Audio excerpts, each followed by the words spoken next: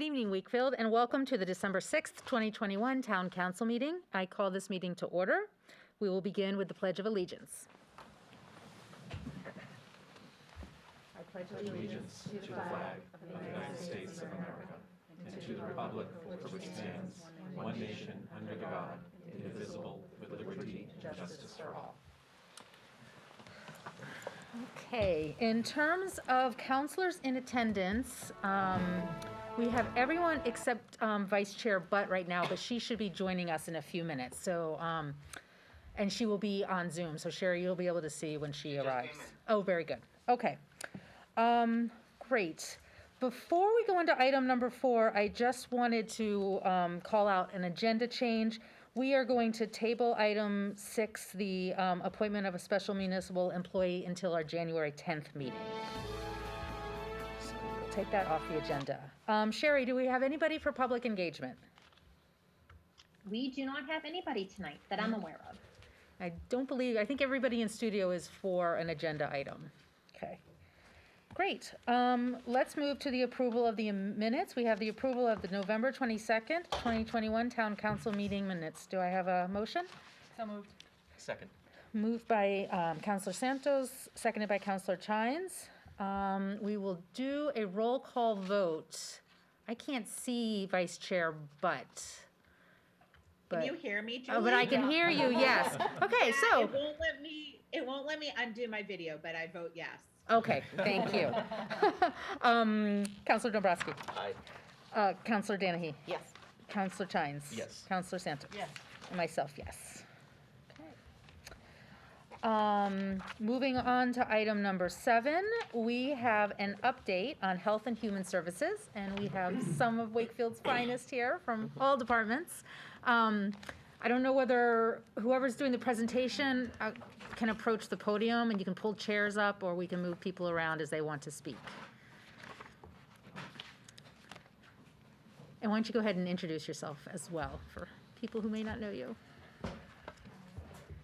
Can you hear me? I have a thick mouth. I'm Catherine Debra. I'm with the Wakefield Health Department. Craig Calabrese, the Deputy Chief of the Police Department. Okay. So we'll get started. Yeah, go ahead. I was at a recent Wake Up meeting, and a lot of issues came up, and I thought it was really important for us to talk about them, not just because it's this time of year, but because we're going into budgeting, and there's just a lot happening, and wonderful collaboration happening between the health department and our police department. So Yes. wanted you to give an overview. All right. So, so tonight we're here to give you an overview. So through our collaborative work, the health department and the police department partner to recognize community need and develop outreach and intervention strategies to address Wakefield residents who are experiencing challenges related to mental health, substance use, and domestic violence. So tonight we're going to provide you a brief overview of this work.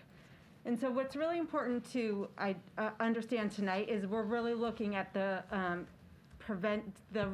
intervention and outreach work. And you'll know when we talk about prevention and education, that's work that's done through Wake Up and Wakefield Alliance Against Violence. We're not really talking about the prevention and education data tonight, really around the outreach and intervention. So I'll turn it over to the Deputy Chief to talk about our CIT program.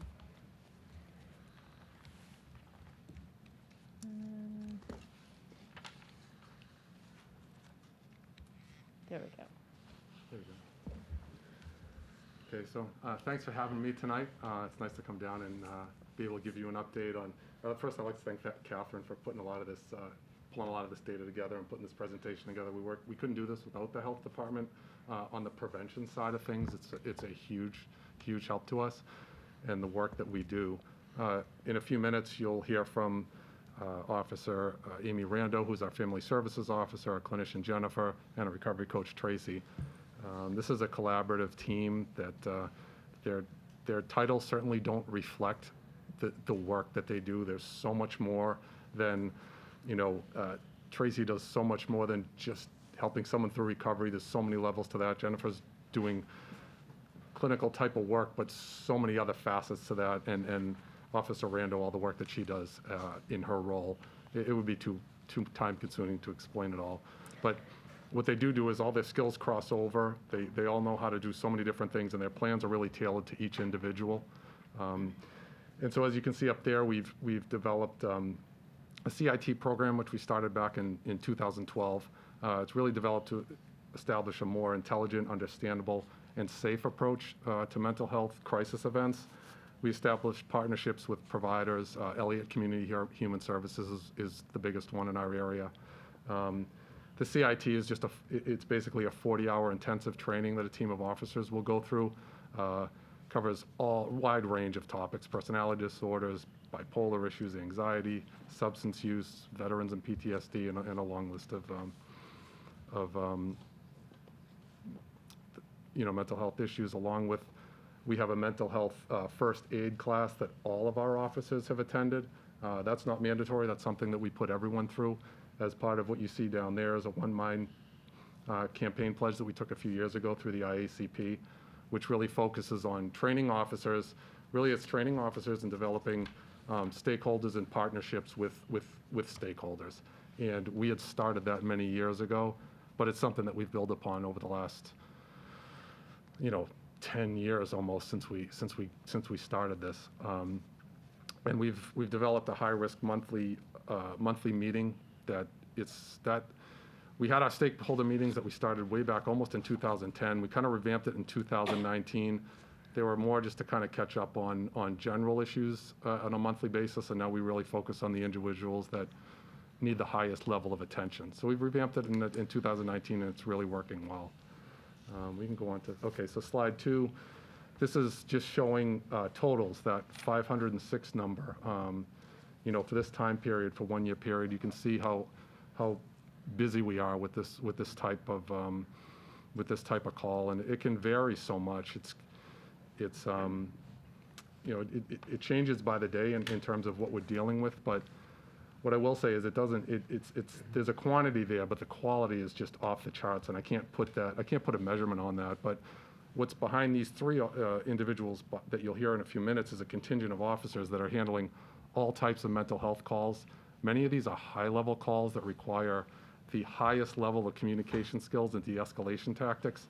I feel at the member of the Wakefield Police Department, the officers are the absolute best when it comes to dealing with these situations. I really think some of them could be teaching these classes. That's how good they are.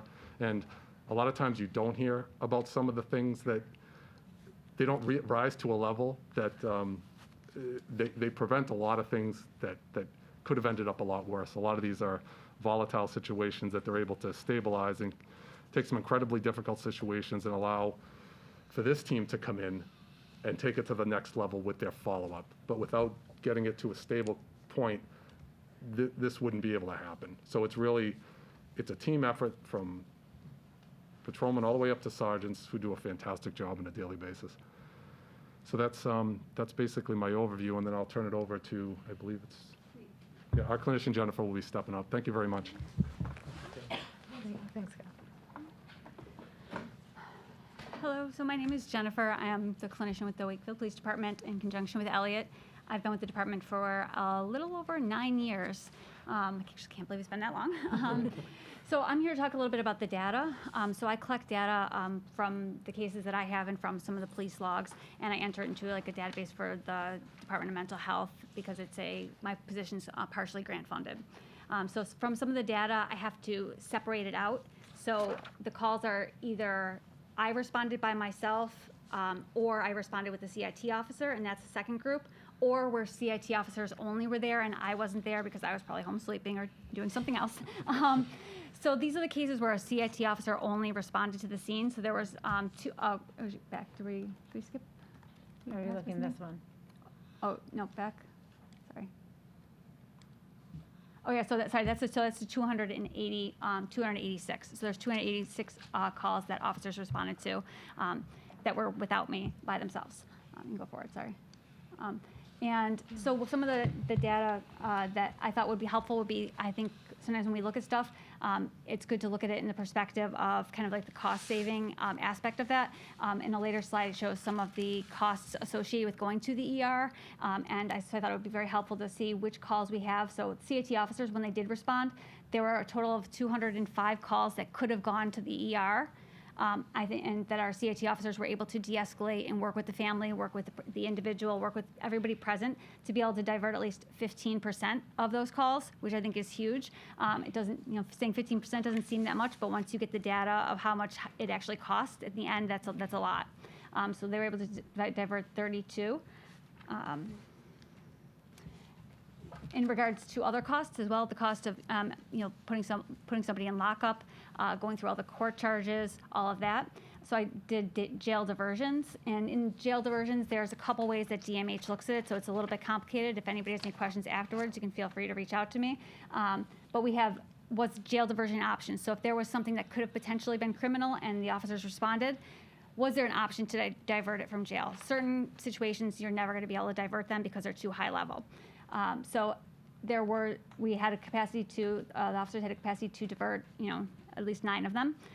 Then were charges diverted and was custody diverted. So there's 2 separate things. So in that moment, should we, still charge them, but maybe we can get them to a hospital to get their psychiatric needs met first, and then they can come into court and on charges at a later date. So at least get them stable. So that's kind of like the differentiation between that with those. And we were able to divert a good amount. So these are calls for myself.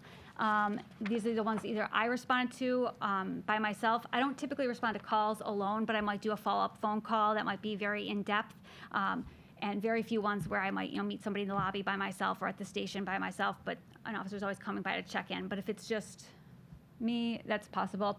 And then sometimes I go out with officers, and I can't duplicate them twice, so they count just as ones under me. My call volume from this fiscal year, from last fiscal year, has completely gone up. Did you put a percentage? I can't remember. No. But so I've had like 444 interactions, and these are not just all the referrals I've had. I tried to tally up like a guesstimate of the referrals I've had, and I had like 584 for this fiscal year. That's probably underselling it. If I get a couple of referrals, I might forget to write one down. These are the cases that I've had actually like longer, in-depth either interactions, either on the phone, following up, giving them referrals, resources, supports, and having like a lot of phone support. Or it could be that I'm seeing them in the moment with the officers, trying to de-escalate, trying to find a different option to help them in the community. So definitely has increased significantly. We had some of the breakdown from DMH. Unfortunately, the DMH database does not do this for CIT. It doesn't require it for CIT calls, so we don't have that data. I can only do it for mine. They have less criteria for CIT officer requirement, so we're able to break that down. I broke mine down from being the ER transports as well and diversions, and I was able to divert about 40% from the ER, which I think is excellent. And we show the average cost of an ER visit, EMS transport, and getting the ESP evaluation, so the psychiatric evaluation. DMH has from 2 separate years 2 different costs, so the cost can actually vary greatly, and I think those are actually probably underestimated, but anywhere from $1,830 to $3,500 for all of that. So by being able to divert 40%, that's saving a lot of money and a lot of kind of time and resources, especially during COVID, when our ERs are already kind of overbooked and overwhelmed. For jail diversions, so here I had about 21 opportunities where we could have that there was an opportunity to divert somebody from jail, and we were also able to divert charges and divert custody several times as well. And the average cost of a court-related costs are about $5,650, and that includes a whole range of things. Doesn't count like officer overtime to go to court or any of that stuff. Just the court costs and court-related fees. So that saves a lot of money if we're able to divert people from the criminal justice system. That's it. Yeah. All right, and thank you, Jennifer. And now you can see why last year we really saw the need to make Jennifer full-time in Wakefield, because the amount of use for the police department, the health department, we utilize her in a number of facets, and you can see the cost-benefit analysis is in this presentation. Catherine, can I ask Jen a quick question? On the JDP clinician and JDP CIT responses, Yep. you did 2020 to 2021. Did you look at, I'm just curious about the 2019 numbers not in the pandemic, because did the 2020 pandemic numbers, were they lower? You mean before the pandemic, were they lower? Yeah. So during, so the 2020, I would think are when we were in the heart of the pandemic, right? Yeah, half of the year, yeah. Half of the year. Before that, were the numbers around 237? Were they on that JDP? Oh, on this clinician? one? Am I explaining right there? Okay. Yeah, you just. So that's the fiscal year, so it's really hard. I didn't actually get a chance to break it down, but I know that I did at one point do by quarter, and so you could see that they did kind of gradually increase. I don't have it unfortunately on me right now, but they did by quarter. They did increase. Yeah, I guess no, as the time went on during COVID. I think that there were a lot more cases that came in, a lot more people that did not necessarily even face to face, but a lot more phone support and connection and referral. And I think we saw a lot of cases that had a much higher acuity because a lot of treatment providers were trying to work from home or were not able to go see people as frequently. So I think that ended up causing people to kind of have, I guess, higher level things that would come more to the police attention at that time. So we kind of had a lot higher call volume. No, overall. thank you. I Yeah, didn't know no. if it like went up and then down a little, and then up, or was a gradual increase? That was my Yeah, question. I think it was gradually increased, but I have to. No worries. Say, yeah. That's great. Okay. Yep, Thank no you so worries, much. no worries. All right. And then, so we talk about the tiers of intervention, and with all of our work with the police department and health department, that's really working when people are in crisis. So we, about 5 years ago, we proposed to put the interface referral service in to really do that next level up, where we could intervene before it got to crisis to connect people to mental health services. So we just kind of wanted to tie in to let everyone know how that program's going. So the interface, for those that aren't familiar, is the match program that the town and the school department split the cost of interface to match individuals and residents birth to death with mental health and substance use treatment. So you can see, and for just some stats, they answer calls from Wakefield residents weekdays 9 to 5. And another important thing is they provide support for school faculty, health department staff with technical questions, with questions around, we've got this scenario, and they provide that support. So I know the school clinical staff uses them often. And then they visit and provide information sessions at things like Parent University, or when we have Lynn Lyons come talk about anxiety, interfaces there to say this is the support we offer. And they are, just to kind of get a sense of the demographics of who's using interface, primarily at the school level, but we've seen it grown in the past few years to more and more adults are using it for themselves. And then we get a sense of what type of insurance. We get a lot of demographics on who's using interface and what they're using it for. You can see more females than males. And the highest presenting concerns really reflect what's going on in the community. So we've got anxiety, family-related depression. We've also got a number of people call with divorce situations, with substance use, a number of the things that are, we're aware of that are going on for people are presented. And then the use rate. So one thing you're going to see is the use rates went down during the pandemic a bit. And this happened across the state. So it was interesting because people thought, why is this happening? We thought, all these mental health conditions are really exacerbated during the pandemic. And one thing was, with students not in school and seeing adjustment counselors and seeing people in the same, those referrals weren't getting made. So that's what caused the rates to dip down. And so now I talked to Interface and they said the numbers are back up. These are from this past year. So we don't have the most recent 6 months data, but the numbers are back up. The hardest thing right now is really the lack of providers, lack of provider openings. We've heard that all over the place, and we know that that's a concern here in Wakefield. All of the local providers have very little openings. There are large wait lists, and it's something that we're trying to address. So we'll try to provide that to the town council, the use rates on an annual basis. So, and then what about our crisis services? So if you've seen our outreach cards where we have interface on one side, that's really for your primary care, mental health concerns. The other side is interface. What happens if your family's in a crisis, a mental health crisis? You've got an adolescent, even an elder adult who is having a mental health crisis. That's where the Elliott Mobile Crisis Unit comes in. So they provide ER services, and they also they come to the home. So in Wakefield, they just provided me with this data. In Wakefield, the ESP responded 361 times this past year with the Elliott Mobile Crisis Unit. So that gives us a sense of things, and I know that number is up from the previous year. All right, I'm going to turn it over to Officer Rando to talk a little bit about our domestic violence. And Tracy, do you want to sit up here? Do you want to? Okay, all right. Hi, everybody. I'm Amy Rando. I've been with the Wakefield Police Department for 12 years and in the Family Services role for 6 years.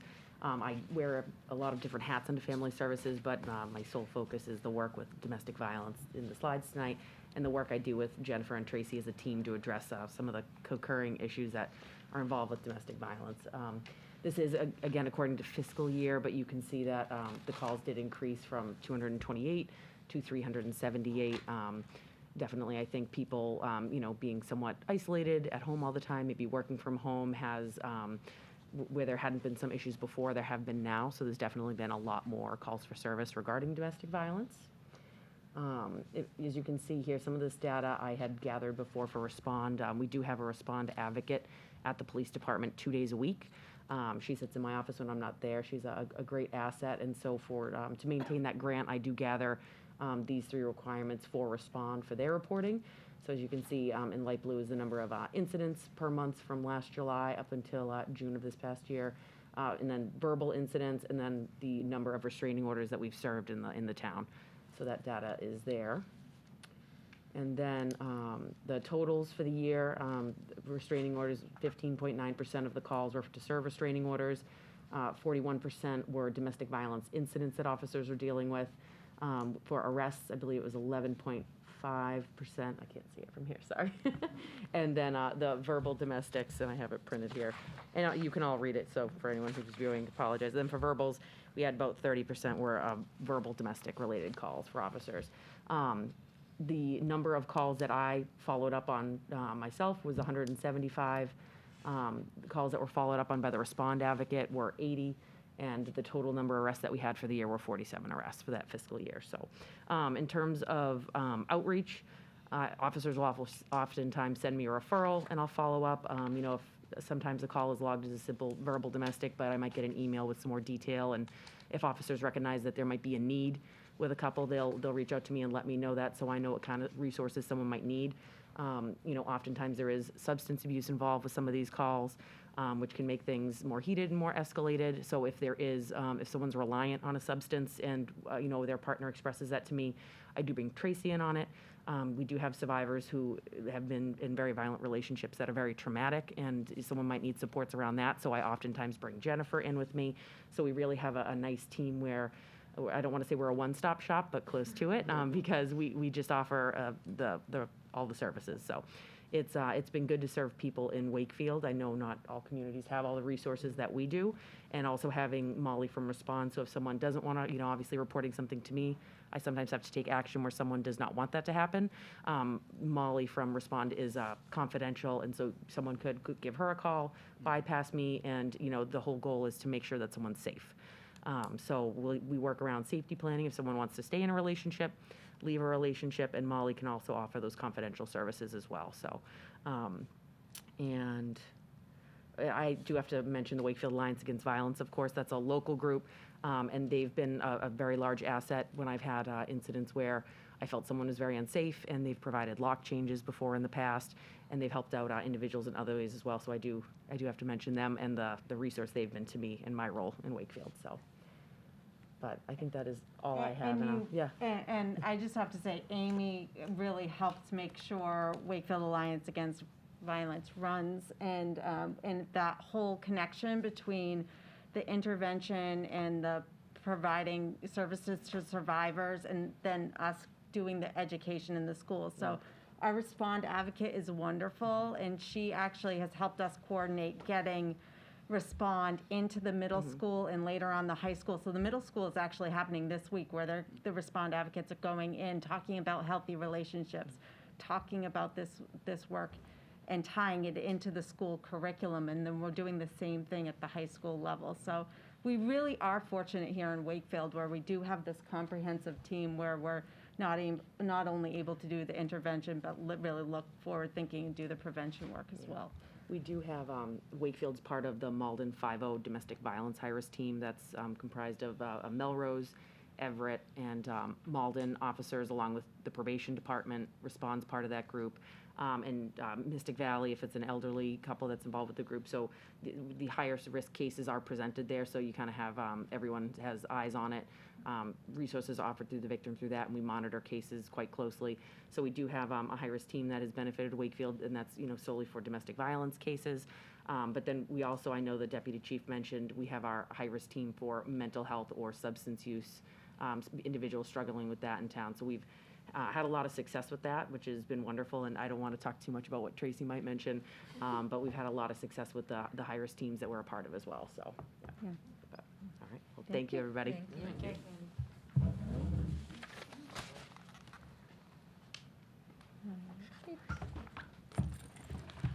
Hi, everyone. I'm Tracy Ascolillo. I'm the recovery coach here in the town, and I also work 20 hours in Stoneham. I've worked here, it'll be 3 years in February, which blows my mind. I feel like I just started. So Catherine asked me to go over the information regarding outreach attempts, contacts made, and referrals to treatment. So outreach attempts are any attempt that I made or I attempted to make to somebody that I either got through the police department or an outside resource, whether it's an individual that got my name off the Wakefield site, word of mouth, teachers, things like that. Contacts made are any contacts that I've actually successfully made a contact with somebody. And then referrals to treatment are any referrals that I put in to detoxes, whether it's an IOP, like an intensive outpatient treatment, sober living, sober homes. There's many different referrals that we have to make, so those would be that. Recovery coach data is basically any connection that I made with a family member. The referral source, came from either the police department, a family member reached out to me, or another town agency. So that would be, so how it happens is Amy, if there's any kind of police involvement, Amy will send me an email after she makes an attempt to reach out to the individual that had a call that was related to any kind of substance use. Then she'll make the contact, then she'll give them a heads up that, I work for the town and that, they can talk to me. And a lot of times, if she doesn't, she'll send out, I think it's my business card through the mail. And if it's something that's like an overdose, and we can't get contact over the phone, Amy and I will go out and make a house call. Basically, we'll bring Narcan, give my business card, and try to connect that individual to services. A lot of times, I do get a lot of family members reaching out to me, asking for guidance around what do I do for my son who's really struggling and I can't seem to get out of this, really painful place that they're living in, where it's just the same thing over and over again. So it's just helping the family navigate that really tricky situation. I do get a significant amount of referrals from teachers, and maybe they heard me speak at some event, and they take my business card because they have a family member. Sometimes I get referrals from inside the department or inside the fire department for a family member. The library will reach out with somebody that they're concerned about. The food pantry will reach out. Sometimes people log into the Wakefield town site and my information's on there, and they'll be like, I got your name off the site, and how do I didn't know that you were here, and how do I, get my child into treatment? So that's how I get those referrals. So 33 detox placements was the number that it could be more than that. I'm pretty sure it probably is, because a lot of times sometimes I take calls on the weekends, and I know a call's coming in and I'm waiting for somebody to agree to go. So those are the initial encounters, are like any, the initial phone call that I get with, it's the very first time that I've had an interaction with a person. And then anything else, like the number for the follow-up, because I have a lot of reoccurring, trying to connect people and stay with them through the service, the connections that we make through the high-risk team. And sometimes people connect with me once, go to treatment, and then I'll have reoccurring things that will happen, like, hey, can you help me with housing? Or, hey, can you help me get connected to gifts for my kids for this Christmas, and things like that. So those are the follow-ups. Anything else? So Catherine had asked me to, we do have a great team.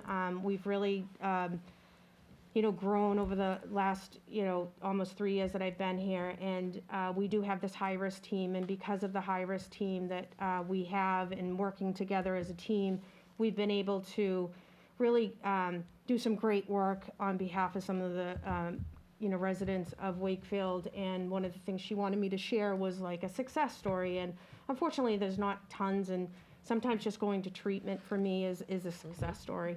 But there was an individual that was homeless for many years in Wakefield, and he struggled with a substance use disorder. And because of the high-risk team and getting this individual connected to the appropriate services, and them following with him with was countless hours, and it's not as simple as just me saying we had presented him and it happened. It took a long time, and it happened right at the peak of the pandemic, but we were able to get him housed and connected to services that were sustainable, and they're following him now, and he's in another community, and every once in a while I hear about some of the things that's going on for him. So it's great to see things like that happen. So yes, like Cal said, that I'm a recovery coach, but it's so much more than recovery coaching. So, but yes, thank you. So we just wanted to thank you, and I just thank our team that does all of this work. It's, it's really hard work. I see what they all do, and I did want to, we wanted to put all this together to share that with all of you. Thank you. Thank you. so much. There's no words for everything you're doing. Thank you. Thank you. Thank you so much. I mean, people of Wakefield are much better for it. Questions? Clarifications? Jonathan? Thank you. First of all, just to echo, Chair Smith-Galvin's thank you. One of the things that makes me so proud to be in this community is the partnership that we have between the police department and the Board of Health. The fact that we've invested in the resources that are here today, and just, hearing you talk about what you do is really inspiring. And I just, couldn't be more grateful to have all of you here and all of you committed to this work. I wanted to ask a couple of questions. Maybe first, just to start, Jen, with what you were talking about with the diversions. First of all, a 15% diversion rate, I think, is spectacular. I mean, I recognize that these are incredibly complex situations that you're coming into, and so I first want to say, please don't take this question as any aspersion on 15%. But I am curious, from your perspective, are there additional resources that we could bring to bear, or additional things that the town could support you with to improve that percentage, or enable us to support some of the folks that you're seeing that maybe we haven't been able to kind of successfully divert away from the ER? So I think in regards to diversions, it's kind of difficult to say what would be kind of helpful in those diversion scenarios, because I think our department in general works really hard, kind of doing a lot of proactive work, and so we're working with the community, and people know us, and we're able to kind of catch people before they get to that point. So I think that's some of our numbers might be 15% only seems like it's like a smaller amount, but that's because I think we've probably prevented by a lot of our outreach and all of us, Yep. Tracy knowing them, Amy knowing them, myself, we walk around town, we get to know our community, know the people in the community. So I think we've gotten a different relationship with our community overall. So things aren't getting to the point where they need to possibly be diverted. They're kind of already handled kind of proactively, which you can't really show with numbers Yeah. a lot of the times. I look at my numbers and I'm like, there's some people I might have worked with like a whole bunch of times, and you can't quantify that proactive work all the time. So I think that's, I don't know, it's an interesting question of what we can do to help divert more, but Yep. I think when they do get to the point where we feel like there is a possibility of a diversion, we don't have as many of those, because I think we've done a lot of proactive work. That's terrific. No, that's terrific, and I totally get that. That you can't count something that doesn't happen. Yeah, So- exactly, yeah. Yep. But the fact that that's the orientation, I think, also is a testament to the model that you guys have worked so hard to build. Obviously the last result is you don't want to be in that situation where you're making that choice. So that's wonderful to hear. The second question I had, and this might be more for Tracy or for some of the officers, but I was wondering if you could speak a little bit about just any trends that you're seeing in terms of substance use, either different trends and patterns in terms of the substances that you're seeing, demographic changes in terms of substance use, just to get an understanding as to where we are today as opposed to maybe where we were pre-pandemic. I'll try and answer that. We failed to introduce you, Chief Squirry. It's okay. It's nice to be here in person. It's really nice to Nice see to have you. you. Steve Scory, Police Chief. First, I just want to say that this group of people behind me does incredible work. You can't truly appreciate what they do unless you see them work every day. I think their greatest attribute is that they're persistent. They don't give up on anybody. We've had people that I've watched them help for years, and it's very difficult to get people to accept help.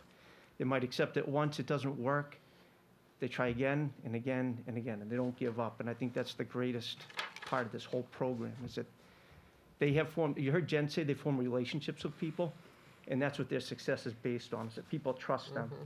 Every day I see people come into the station looking for Tracy and Jen and Amy, and that's because they trust them, and that's how you're successful. You build that trust with your community. So, Councilor Chines, I am going to try and answer your question. I put together some stats today, going back to 2019 on overdoses. It's been a while since I've had the opportunity to be here and report to you on overdoses, so I thought you might find that information interesting. So back in 2019, we had a total of 58 overdoses with 2 fatalities.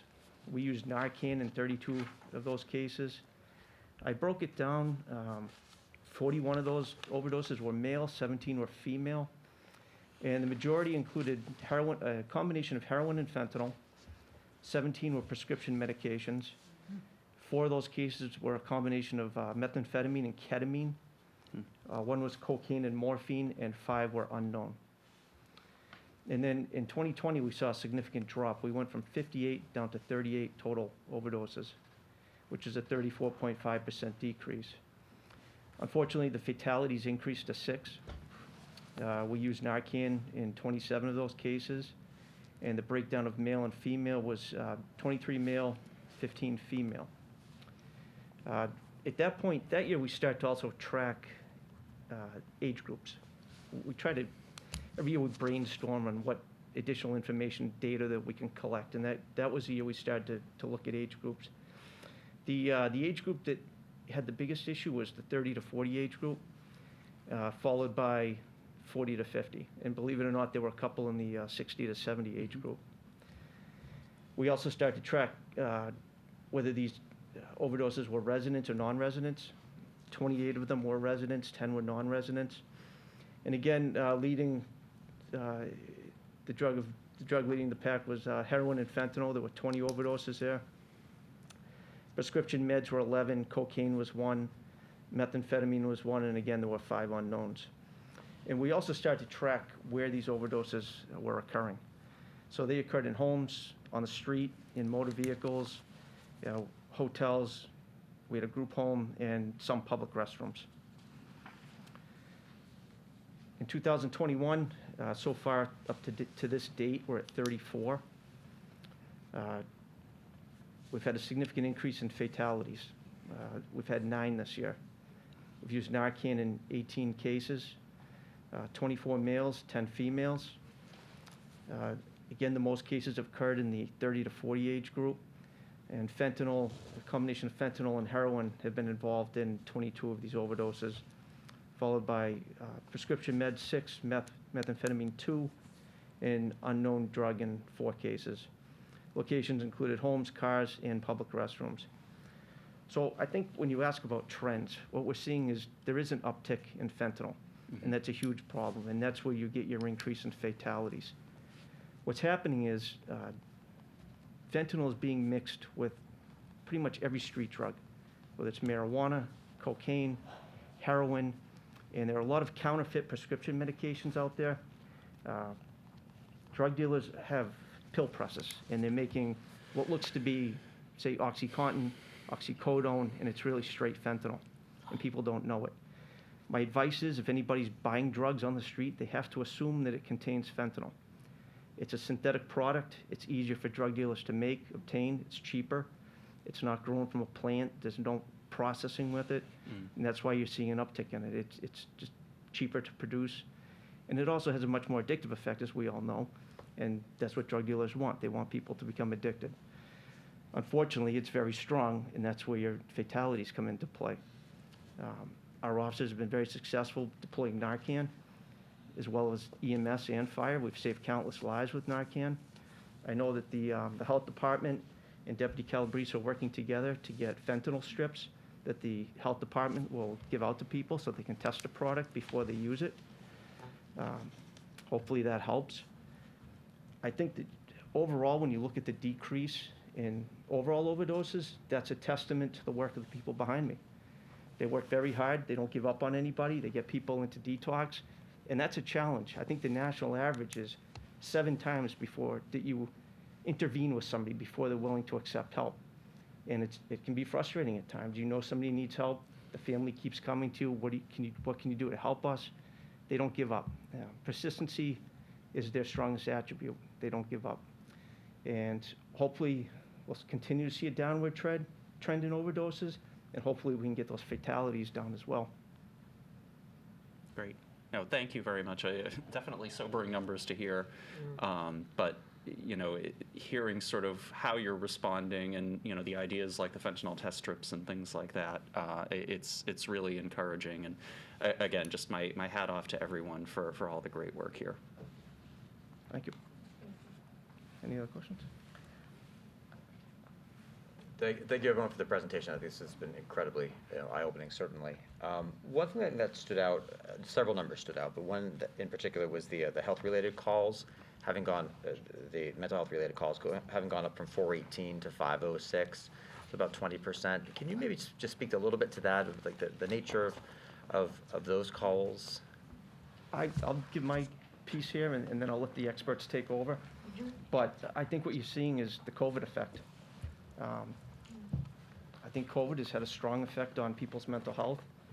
And I will tell you that these people behind me do great work, but the men and women of the police department, all of them, they respond to some very challenging calls, and I mean extremely challenging, and they're handled successfully and professionally, which is why you never hear about them. And they're not easy. But I definitely think there's a strong effect here from COVID, and it's affecting people in every age group. I'll turn it over to the expert. No, so I think Amy said something earlier that's like a one-stop shop, and I think that's kind of reflective of kind of why our numbers have definitely increased, because people know either if they've had interactions with us before, or they tell people if they've had an interaction with us. And when they need something immediately, if they're looking for a detox bed, or if they're looking for help getting into a shelter, and it's harder to get a hold of other people, we're here 24 hours a day. So Amy works some evening shifts and some day shifts. Tracy works varying hours. I work varying hours. The officers have even called. I know they've called me. I'm sure they've called Tracy and Amy for things after hours if they're looking to kind of get somebody help. And we kind of all work together. So I think that like when they're first in a crisis and they're looking for something immediately, whether it's trying to get benefits, whether it's trying to get a shelter, or help with getting to the food pantry, any of their needs, they're coming into the police station either from a prior interaction, the officers are referring them, or they just know we're here and we're available, or word of mouth. I've had a lot of people word of mouth, hey, I heard you help somebody with housing, can you help me with this, can you help me get a counselor, can you help me get these different supports and resources. Whereas other providers are not necessarily as accessible during the pandemic because of all the transition from nobody being in offices anymore to being in their personal homes. So the kind of the access is a little harder to reach somebody in that way. So I definitely think that has increased the numbers for that reason. I guess that's what I'm trying to understand, the way you can quantify it. How much of it is COVID effect? How much of it is more comprehensive resources that are becoming better known to the community? And so it sounds like it's probably some combination of that probably can't be yeah, I think it's hard to pinpointed exactly more accurately. quantify it. Yeah, particularly. But I definitely know that because of COVID, we've definitely had higher level, like higher acuity cases, and some of those require kind of much more follow-up. It's not just a one and done sort of situation. We might follow up with them multiple times to get them the care they need. Like Tracy mentioned, getting somebody into detox, it can be very difficult. So whereas if you're going to the ER and they're kind of bouncing in and out, we're able to kind of follow them. They can come back the next day. If there was no bed that day, we can call, we can help find transportation, and we can kind of do it all in one place. So it's a little bit, it is hard to just quantify the exact numbers, but I think because people know we are here and they're able to, it's easier accessible, that it has gone up in general for that reason. And I know that there's a talk a few times about high-level calls too, and I think, Chief, that's probably what you're alluding to, about the nature of these calls is quite serious, and we're quite fortunate that we have a department like we do that can handle them with such professionalism, to diffuse situations. Can you just help us understand a little bit, when we're talking high-level calls, what's the nature of that type of a call typically? Without getting too much into people's medical history, we have some people who have some, what would be the proper way to phrase it? Serious mental illness. Serious mental health diagnoses that when they go into crisis, they go off their medications. They've been off their medications for a week or two. All rationality goes out the window.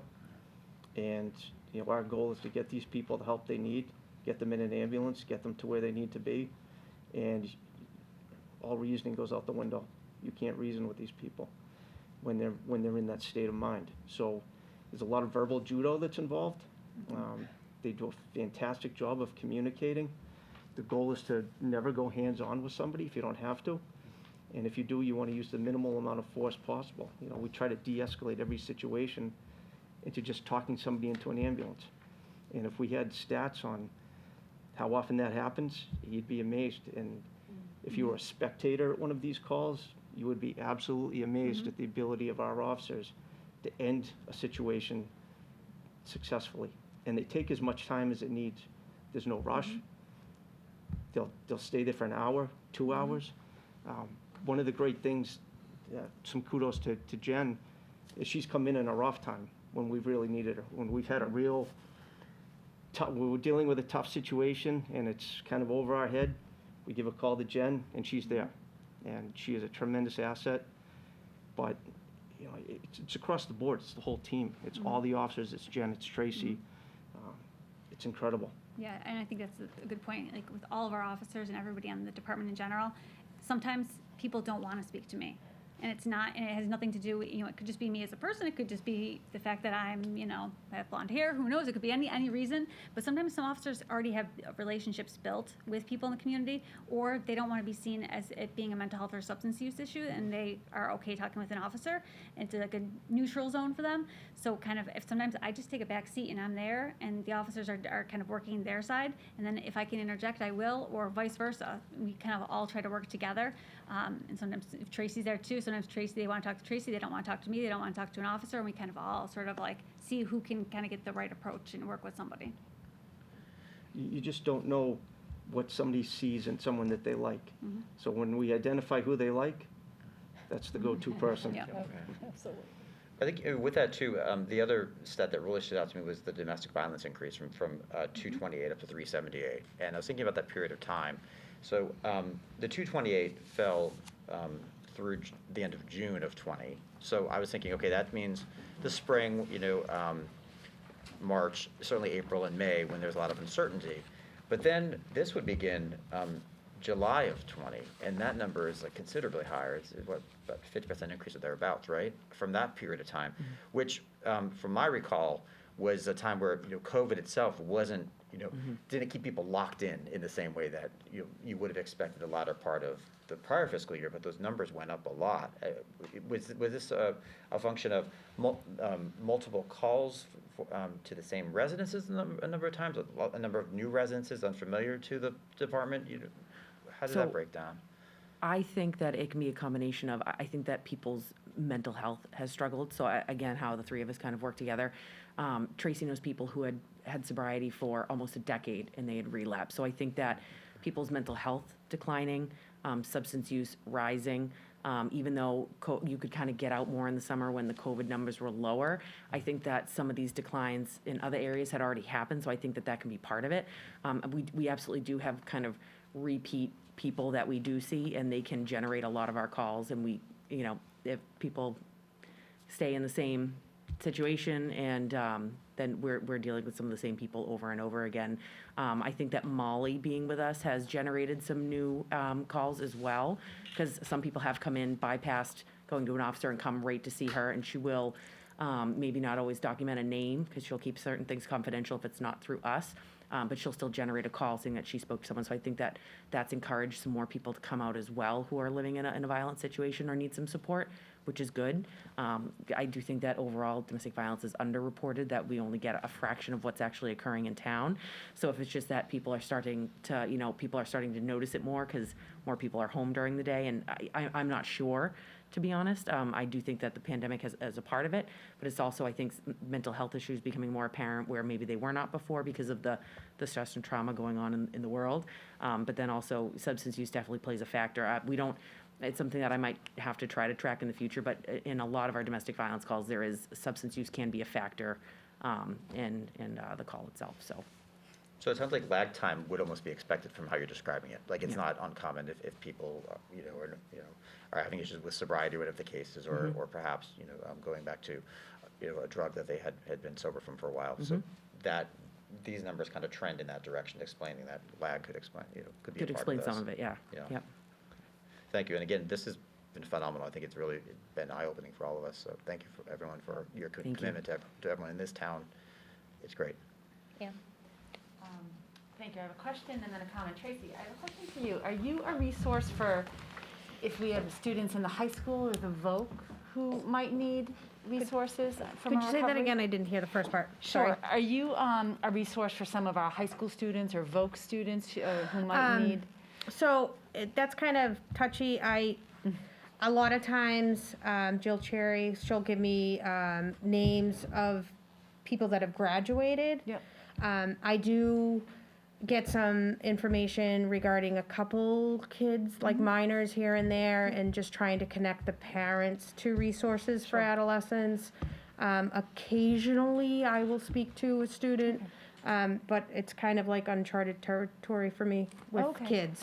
We still haven't really figured that role out And yet. I know Catherine has her eyes on the prize on I'll that. just say one thing. We do have a robust diversion program at the high school. And I actually was speaking to the adjustment counselor yesterday, and they refer to the SAFE project for intensive case management of our high schoolers that have substance use issues. So, our diversion program has already had about 15 or 20 youth participate this year. So Awesome. those numbers are up as well. Yep. Not surprising. Not surprising. So, but we work, and then when they have questions, they will reach out. So it's a great team. Yeah. Great. With Suzanne and. Yeah, a lot of times it's the parents trying to figure Sure. out how do I Yeah, get my because kid into treatment? Right. Because a lot of times, like, a 17-year-old can't go to a detox. Right. So it's trying to Awesome. get them connected that way. Great. Thank you so much. You're welcome.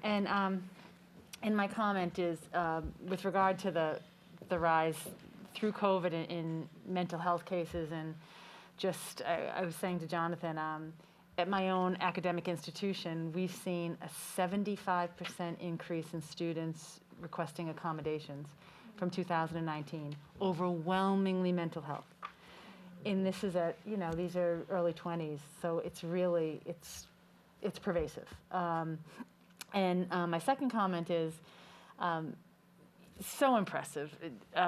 What you've done, I think we are so lucky in Wakefield. I think we do best practices so often. The de-escalation, I love the phrase, Chief, verbal judo, because that's exactly what it is. And, you folks are on national TV doing some verbal judo that wasn't necessarily substance abuse in these issues, but it comes from the top, and that's my comment. Chief Scorer, you do an amazing job, and I think this would not survive and be as robust and successful if you weren't the kind of chief you are. So I want to thank you so much for leading the men and women in such a great way, and really, I feel so lucky to be a part of this town. Thank you. Ann? Yeah, Oh, sorry, Maureen, we'll go to you next, sorry. First time we've seen you. Okay. I just want to thank you for coming, and this is incredible work that you're doing, and I mean, it's an example of government working really well, and the fact that it's the town, it's the schools, it's the health department, it's the community engagement, and I think that the fact that people can't find therapists is even more important that this exists. And I think about the communities where this doesn't exist, and what a hardship that is for people in those communities. And this is amazing. How many communities have something like this, or have this, not even something like it? We can't really put a number on it. I will tell you that these folks behind me have set the standard. Other departments, towns reach out to us constantly. They ask, how do you do it? And how did you get it done? And to be honest with you, it starts with cooperation with town government. We can't do anything without you helping us. So, and then it's finding the right people. And we're lucky we found the right people to do it. Everybody's around plugging a round hole here. They're good at their job. They know what they're doing, and they, like I said, they don't give up. And it's great for me because they make my job easy. Well, I think it's maybe not Easy, yeah. I'll roll with that one. Easier. But I think it's also an important lesson is about being proactive and being really looking at what is needed before a crisis occurs, before, these systems were set in place before the pandemic. And then I think that it's so incredibly valuable. So thank you very much. I don't really have any questions. The only thing I have a question on is the interface referral. Do you think that needs to be publicized more? Is there anything that we can do to help publicize that so that more people know about that as a resource? Yeah, we actually had to slow down because they were receiving such a wait list of people. But yeah, we work with Jennifer McDonald and the schools and everyone to, and we actually measure where the referrals come from too. So we know which schools we need to promote it more with, with the Council on Aging staff has been doing more work along with several others. But yes, we can promote it more. Great. And I just have one question, since you guys are all here, so you're the experts that I can ask this. So I hear about overdoses occurring because things are laced with fentanyl, and the users don't know that they're getting fentanyl. Is the motivation why it's laced with fentanyl, is it the drug dealer is trying to get people more addicted? Like, why is it laced? I'm not exactly sure what it is. I do know that I recently attended a Zoom from New York Town City. It was like this informative Zoom meeting about cocaine being laced with fentanyl, and according to them, it wasn't on purpose. It was like cross-contamination. But I believe that everything is getting laced because the drug dealers are able to get the substance more easily. They're putting it in Xanax, they're putting it in Adderall, they're putting it in, now we're hearing in marijuana. So I think, from my history, I'm thinking that, like, you may not get addicted to marijuana, but you might be addicted to marijuana that's laced with fentanyl because it's so easily addicted. And we also feel that, a lot of times people are saying people are getting addicted, they're either taking heroin. There really isn't any heroin out there anymore. It's like fentanyl. So I think Chief Scory spoke about we're going to have fentanyl strips. So we did recently order them. I have a supply. So if anybody is looking for fentanyl strips, they could contact me or they can contact the health department. We're going to try to start giving it out with Narcan when we do the follow-ups. So I just think that everything is getting late. It's like nothing is, genuine anymore. Everything is pill pressed and put in. People I've had calls where people have said they took a pill from a friend because they had a sore knee, and then they're waking up and they're like, they don't have a problem. They're waking up not realizing what they had taken, and it was like a one-time thing. Like, oh my God, I thought I was taking a Percocet, and they're overdosing. So, and that really does legitimately happen. So, and people are, doing cocaine. Like, there are recreational drug users out there that don't have an addiction problem, and, they're overdosing on cocaine. So we're hoping to put some kind of harm reduction methods out there to help people maybe think before they do it. Yeah. So. It's frightening that it's in marijuana too. Yeah, so It's really there is some frightening. information that it's like more down towards Connecticut, and then it's in New Hampshire, I've heard, so it is, it's everywhere, so. It's awful. Well, thank you all for your work. Maureen? Yeah, thank you, Chief Scory, you and your team and the Board of Health. I do think what Jonathan said early on, that it's a great collaboration. I think we really have this model that's envious of other places. And I think we as a town council have said that, wellness post-pandemic, as we're getting to the end of this and try to recover out of it, is going to be a priority of, our businesses and our individuals. And so I guess this is an ask, Chief and Catherine, of you, as we later on today are going to start talking about our budget process. We want, tell us what you need. Tell us Narcan, tell us funding. I'm going to keep on harping on a town-wide social worker to give you more support. You guys are mighty, but you are small. And if there are ways that we can move away from, grant funding this and making them, applying for grants and getting them, make it permanent parts of our budget, I'm all for that. So I just encourage us to kind of think about how we can support all the great work that you're doing. Anything else? I don't have anything to add. Just thank you so much for coming and for everything you do. And anybody out there who needs support, please get in touch with this amazing team. Thank you. Thank you. Thank you very much. Thank you. We got you out for kickoff, That's right. I forgot we're playing against them. Bye, have a great Take night. care. Thank you all. Have a great holiday season. All right, item 7B, updated precinct maps. Yes, unfortunately, Madam Chair, I will have to woefully pinch hit for our clerk, who is terribly under the weather. So I'll do my best. Okay. So be kind. As the council may remember, on November 8th, you did vote with for some new precinct maps. They got turned into the state. The state looked at them, and our lines and their lines maybe didn't match up, so we sent engineering back out. So we really have to make a few changes. And the most important reason why we're making the changes is because if the precincts aren't substantially equal, the way that the map came down, according to the state, was that there actually could be the possibility of some sub-precincts where houses might be split. So you might have people in the same house in different precincts. That would be very interesting, I think, to figure that out. So I gave you like a little, some of those are moving from precinct 3 to precinct 1.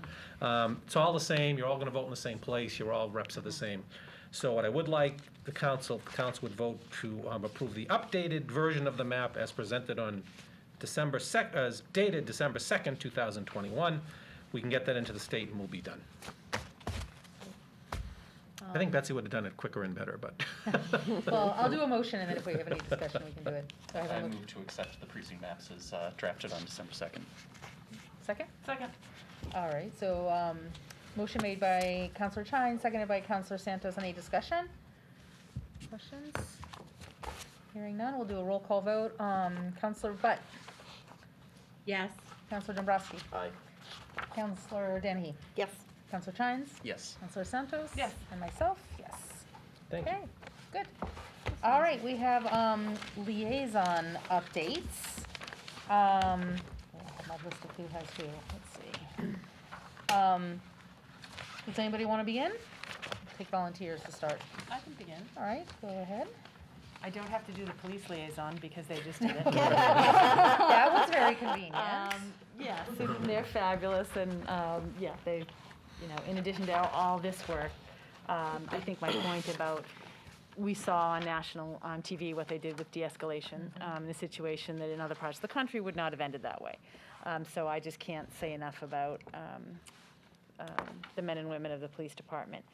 And I know in the spring they will be having free bicycle helmets and training, bicycle safety. Chief Scory told me about that, so more to come on that. The fire department has had some new hires that are in the beginning their training, I believe. They also, just as we all know, fought a pretty significant fire at the Colonial Apartments. 8 families were displaced. They're being placed in local lodging. And the fire department, once again, certainly did us proud, as they always do. The Board of Health had a successful 5 to 11 COVID vaccine a few weeks ago, and part 2 is on December 11th at the Galvin from 9 a.m. to 4 p.m. All the information Jen has placed beautifully on our website. That is for the second vaccine for those youth, in addition to first vaccine on a first-come, first-served basis. So the the kids getting their second vaccine have already been contacted. Someone new wanting a first vaccine can click on the link very easily on the town website to make an appointment for their first dose.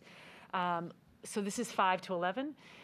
For kids getting a first dose at this clinic, they will have to get their second dose somewhere else. So we're not having a third clinic, just so folks know. But I think, you know, it's with appointments, it is fairly, that can be done.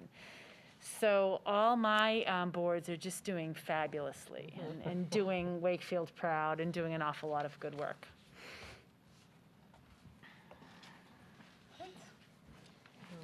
Go ahead, Ann. Okay.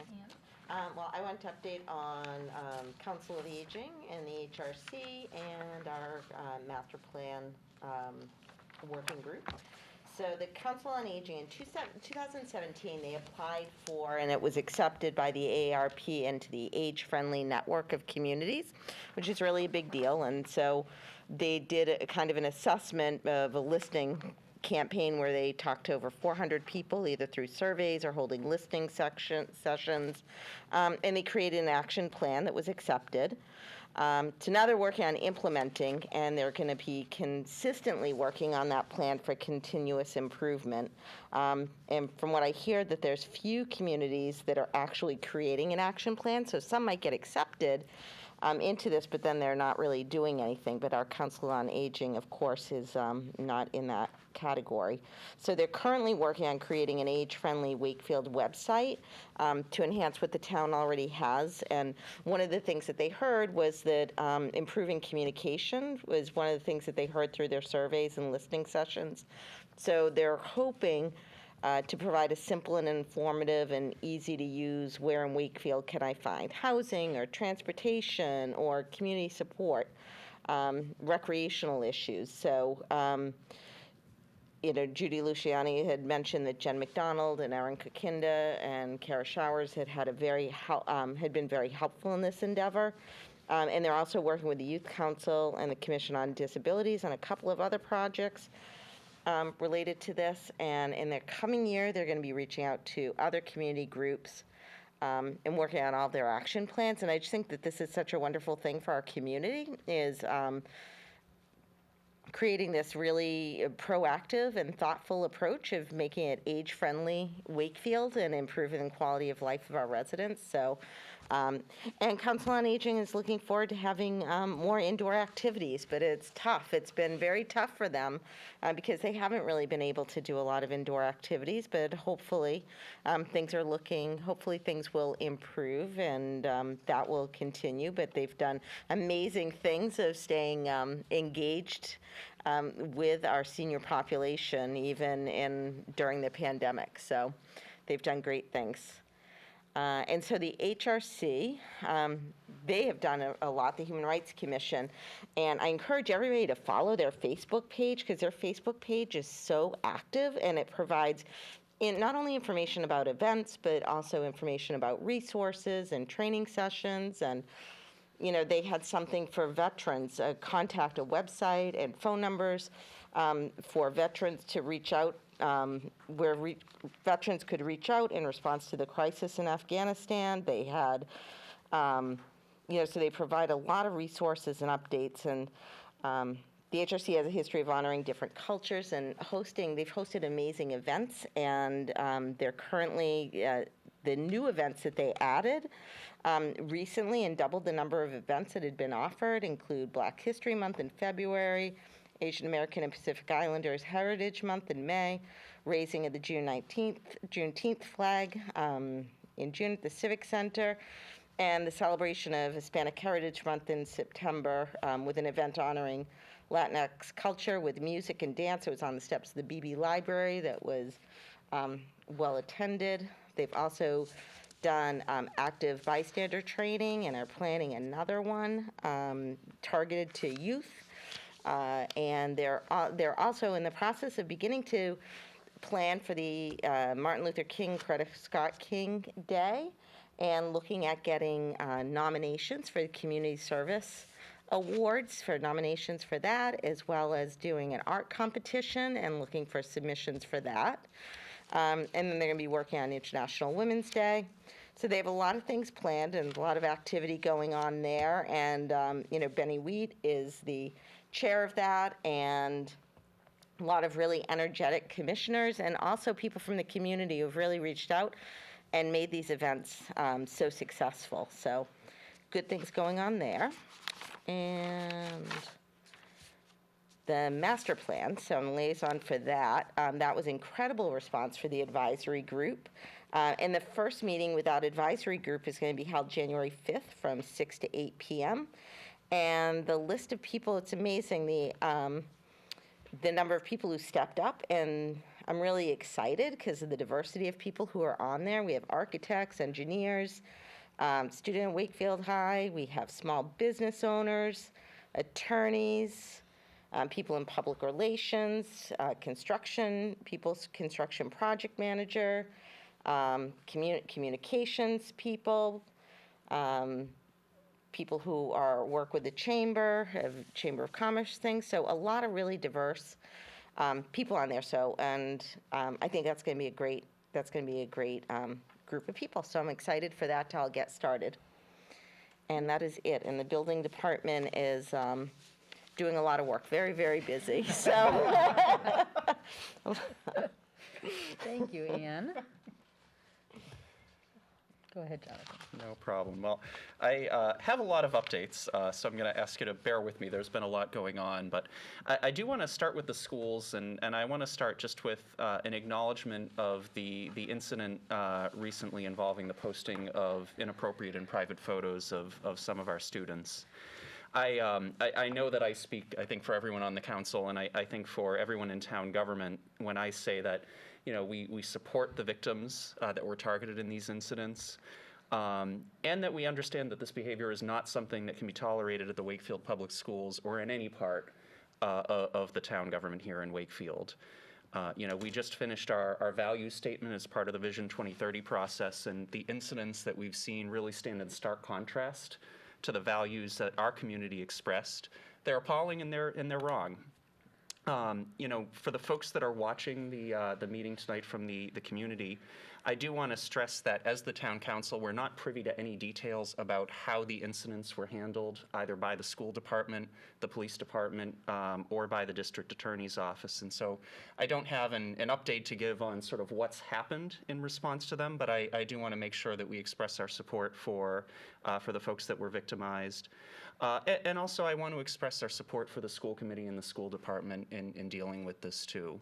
They've acknowledged that there's certainly a lot to do from a policy and from a practice standpoint in terms of handling issues like this. But I firmly believe and I know that they have the best of intentions in heart and have tried to handle this in the most appropriate way possible, even understanding that it's a tough issue. I finally do want to say, just as a parent, I think this incident's been really eye-opening for me. I don't have children at the high school yet. My kids are a little bit younger, but it really has been a wake-up call as I think about the challenges of raising kids in a social media age. And I mean, as difficult as it all was when we were teenagers, the social pressures, the presence of social media obviously makes it a whole different ballgame and something that certainly many of us, including myself as a parent, feel woefully underprepared to deal with. And so I did want to just echo Chief Scory's statement that he made a couple of days ago. I think as parents, we need to be having candid conversations with our kids about how to treat each other and about how to use social media and how to interact online. I think those are difficult conversations. I think they're uncomfortable conversations, but if anything, I think this has shown us that they're absolutely crucial. So I just wanted to start by saying that. I know that's been in the news a lot lately, and again, well, can't give an update on what happened there. I thought it was important just to acknowledge that. In other news from the schools, I had an opportunity to connect with the superintendent recently, just in the last day or so. And one of the things I think we're seeing, and I think this dovetails with the update that we just heard from the police department and the health department, is that we are seeing sort of a lot of need in the schools. As Superintendent Lyons said to me, the range of needs that we're seeing, both from an educational standpoint, a social standpoint, a behavioral standpoint, has been broader than sort of he or, quite frankly, anyone in the administration has really ever seen. And he gave me an example of, in second grade classrooms, you'll have kids who don't yet know how to read in the same classroom as kids that, because they had a lot of support being home over the last year and maybe were able to kind of advance further, are reading at a 5th or 6th grade level. And from a social and behavioral standpoint, you're seeing a lot of that as well. A lot of kids in the younger grades who didn't go to preschool, maybe could have benefited from early intervention, but weren't kind of signed up ahead of time or identified as early as they could have been. So a lot going on there, and I think as Councillor Butt mentioned, as we think about this from a budgetary standpoint, as we think about the use of ARPA funds, and certainly as the school committees are thinking about the use of the ESSER funds that they have available to them, there is sort of a lot of need, I think, that's going to play out, not just in this year, but really in the next couple of years as we try to kind of make sense of what's been going on recently in the last couple of years with COVID. Finally, before I move away from the schools, I do want to end with some congratulations. So if folks had a chance to catch the last school committee meeting, they introduced some of our student athletes at the beginning of the meeting, and it really is incredible. Our sports teams had and just an unbelievable season. And so I wanted to highlight a couple of things. Our girls and boys cross-country teams, both were the Middlesex League champs this year. The girls team was the Division IIA state champ. The boys team was the Division II all-state champ, so congratulations to both of them. The girls swim team had a top 10 finish at the Division II state championship. Girls soccer, division championships. Boys soccer, second in their division. our girls volleyball team actually had their best season ever, making it to the state tournament. So really proud of them. And to top it all off, and I wrote this down specifically for Councilor Dombrowski, who likes to compete with some of our surrounding towns. But Wakefield football beat Melrose on Thanksgiving for the first time in 10 years. So just excellent results all around. And in hearing, some of the student athletes that were recognized at the last school committee meeting, really proud of all of them and just the team spirit that they all brought to everything that they did. So segueing from that, I'm going to talk actually about this permanent building committee next, and specifically with regard to the high school, because there's been a ton of activity going on lately, which is exciting. So we've recently completed 4 educational visioning workshops for that project. Those workshops are really intended to identify the educational goals and future programmatic needs for the facility, and so we've had a lot of feedback from the folks that were involved in that, probably about 40 people in each of those meetings, so good amount of participation. The project team right now is just compiling all of those results to use that to inform some of the design decisions we'll have to make down the line.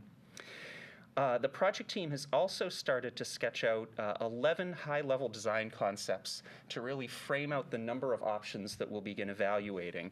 And so the goal will be to take these 11 design concepts, it's really our concepts, they're not designs themselves, but to take these high-level ideas and try to winnow them down, from a feasibility standpoint into a smaller number of options. And so just to give you a sense as to what those are, one of the options is simply bringing the current facility up to code. That's actually a requirement of the MSBA process. We have to look at what does it take to bring this building up to the 21st century. My suspicion is probably a lot. 2 options are addition renovations in place for the current school, so taking the overall envelope of the current facility, but expanding and renovating what's here beyond just a code upgrade. There are 2 options that technically are addition renovations, but maybe a little broader in scope, where we would keep the field house and the athletic portion of the building, and then add on sort of a new building attached to that with the academic wings and cafeterias and library, things like that. There are 3 new construction options, looking at Beasley Oval as the site for a new school, and 3 looking at Walsh Field. So again, none of these are set in stone. None of these are even designs yet, but they're concepts that will just inform site studies and further design options so that we can start to narrow down to a couple of more options to really dig into in a more detailed way. All of this is aimed at submitting a preliminary design program to the MSBA at the beginning of February. We're on track for that. And then following that, we will then submit a preferred design option to the MSBA in May that will then be sort of designed out in a more robust way following that. So a lot going on. There'll be some more public forums, more public meetings. Again, good participation so far, but more to come on that. Also on the Permanent Building Committee, I promise I'm going to finish up soon. Like I said, a lot going on. The PBC did receive an update on the DPW feasibility study back in October, so this was something that we had approved funding for the feasibility study at town meeting last year. They've looked, first of all, at sites, looked at a couple of town-owned parcels, and really kind of came to the determination that none of the existing town-owned parcels were feasible beyond the current site on North Ave. They did look also at some preliminary design and cost estimates, and I would say sort of candidly there was a lot of reservation and concern expressed by the committee about sort of the options that were presented. So, the team was really sent back to the drawing board. I think there's going to be a lot more to come on this, so I don't have anything sort of formal to kind of update on, but certainly some work ahead on that. Shifting gears to the Youth Council, a couple of things. We talked about the successful community cleanup they did on Veterans Day. Just to share some of the statistics for that, 130 participants, 294 pounds of trash, and because they committed to donating $5 for every pound of trash, they are now working to raise about $1,500 to help send some Wakefield veterans to the Vietnam-era Veterans Roll to Washington, which is wonderful. Councilor Danahy mentioned we actually have a youth council representative on the master plan committee. And one thing I want to highlight is the youth council's done a really good job of designated liaisons to virtually all of the committees in town. The Council on Aging is another one. We have a liaison. The chair, Lauren Loyce, is the liaison to the town council, and I know Chair Smith Galvin has spoken to her, as have I. And I really have been impressed with the level of engagement that they've had on these committees. With Vision 2030 as an example, our now graduated senior Anthony Amatucci was the youth council rep, and he was really an active participant, and it was great to have his voice. So, that's something that I think flies under the radar screen, but I think it's a really important part of what the youth council does, and I think a really important reason why we created it. Finally, just to close out on Vision 2030, hopefully folks have seen we did receive the final report from MAPC, which is exciting. It's available on their website and does include the new vision statement on page 9 of that report. So if you haven't had a chance to look at that, please do. I did want to say, I think technically we should be voting to adopt the vision statement, and I apologize I didn't get this to you, Madam Chair, before the meeting, but perhaps we can put that on the agenda for our next meeting to formally accept that. So with that, I think I've covered That's enough. all you Thank have? you. Okay. like I said, a lot going on, but good stuff. Ed or Maureen, you guys want to go next? Sure. Go ahead, Ed. All right. Thank you, Madam Chair. I'll start first with economic development. A lot going on there. Erin Kokinda, our Community and Economic Development Director, is doing a great job. We have an upcoming forum related to ARPA funds, American Rescue Plan Act funding that will be coming our way. It will be on December 16th at 7 p.m. Via Zoom. It'll be a great opportunity for the community to offer input in terms of where its priorities lie relative to allocating funds that we'll be receiving through that act. Erin has also been working hard at courting a life sciences company to hopefully come to Audubon Road, and that this is a great partnership with the state level as well. She's been working with Mass Business Development to try to bring that together to life for us, and it's a really exciting opportunity that will hopefully just generate a lot more interest in a number of other companies going forward. Master planning is underway, as Councilor Dan he already mentioned. Erin was instrumental, certainly, in working with the planning board to gather the assembled group. And Bonus Bucks for Broadway is a program that I'm very excited about. It was through the generosity of the Wakefield Cooperative Bank and through the incredible execution of Wakefield Linfield Chamber of Commerce. That program was supposed to go until the end of November, but it is now going through the entire month of December. And so it's a great opportunity. Again, you spend $25 at one of the Broadway crossing locations. You get a $10, you submit your receipt, you get a $10 bonus gift card that you can then use at 30 different eateries across Wakefield. So it's a really great opportunity to support those businesses and keep the money right here in our local economy. DPW. Their construction is winding down now for the season because we're getting into the colder months. Their winter prep is now complete, so they're set for any storm that might befall us. Although, Steve, I'm convinced that we're not going to have that snow budget. It's going to be light to minimal. Part of the plan. Exactly. Steve has offered to be out there with a shovel himself sometimes. That's not if we what the can save almanac is saying. save a few bucks with that. So, also a little early, but just so you know, Christmas tree pickups will follow on the recycling schedule after the first of the year. If you can check the website of the item for more information on that. And very exciting, we have pit bonus hours. While the pit was supposed to have been closed on December 4th for the season, I'm very excited that we have a week of the pit. And it's this Wednesday from 7:30 to 2:30, weather dependent, and they'll make a final call on that by tomorrow. And then the entire weekend. So Saturday from 8:30 a.m. to 4 p.m. and Sunday, this is unprecedented. It'll be from 8 a.m. until 4 p.m. I think it possibly could be a first ever. I don't know. We'd have to check on that. But by all means, if you have any last minute yard cleanup or the rest, it's a great opportunity. 3 days this week of the pit. So those are bonus days there. And they're otherwise reviewing their capital programs and their budgets for the upcoming year, and they'll be able to present that going forward. Gas and light. They're doing some electrical work there's some infrastructure upgrades, Foundry Street, Harvard Mills area. on the electrical side. On the gas side, their major focus has been completing the cutover for the new gas mains on Vernon and Lowell Streets. They have a solar project that's underway at 480 North Avenue, and there will be a community solar project aspect to that should be released, I think, soon after the first of the year. And something near and dear to me, Albion Street lampposts, 7 have gone up already. And they expect they'll be done by Christmas. Christmas has come early by seeing the 7 that are already there. They're illuminated. They are, yeah, for me it is. It's a gift. I'm like, it's great. They are dark skies compliant, if you notice, and they are pedestrian scale. So they have been brought down considerably. They look great. So the colors that they give off, the way that they project the light, it's a real improvement, and I'm hoping that it'll help to serve as a model for our potential as a community, because they're exciting, and I can tell you more than you'd ever want to know about lampposts, because it's been like a labor of love for I mean, I don't, Steve, how many towns did I go to check out lampposts? I've lost count. Yeah, I'd be texting Steve on weekends, like, check out this lamppost here. Where are you, I'd say? Stop driving around. Historical Commission, working on a few things as well.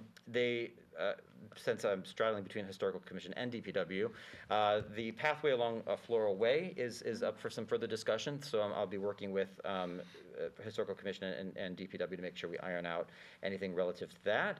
Historical Commission continues to promote historical house markers, so if your home is of historical significance, you can have customized house markers. They are continuing to have on their agenda demolition delay bylaw. I hope to, at the January meeting, talk with them about, just kind of like brainstorm some ideas too, and how we can work to better preserve the charm and character that we have in so many homes, and what that would look like. It feels like oftentimes we lose a lot of the character of our buildings and facades, and we don't get them back, unfortunately. And they had a very successful burying ground tour right around Halloween, as they do every year. This one was via Zoom, but it was very well received.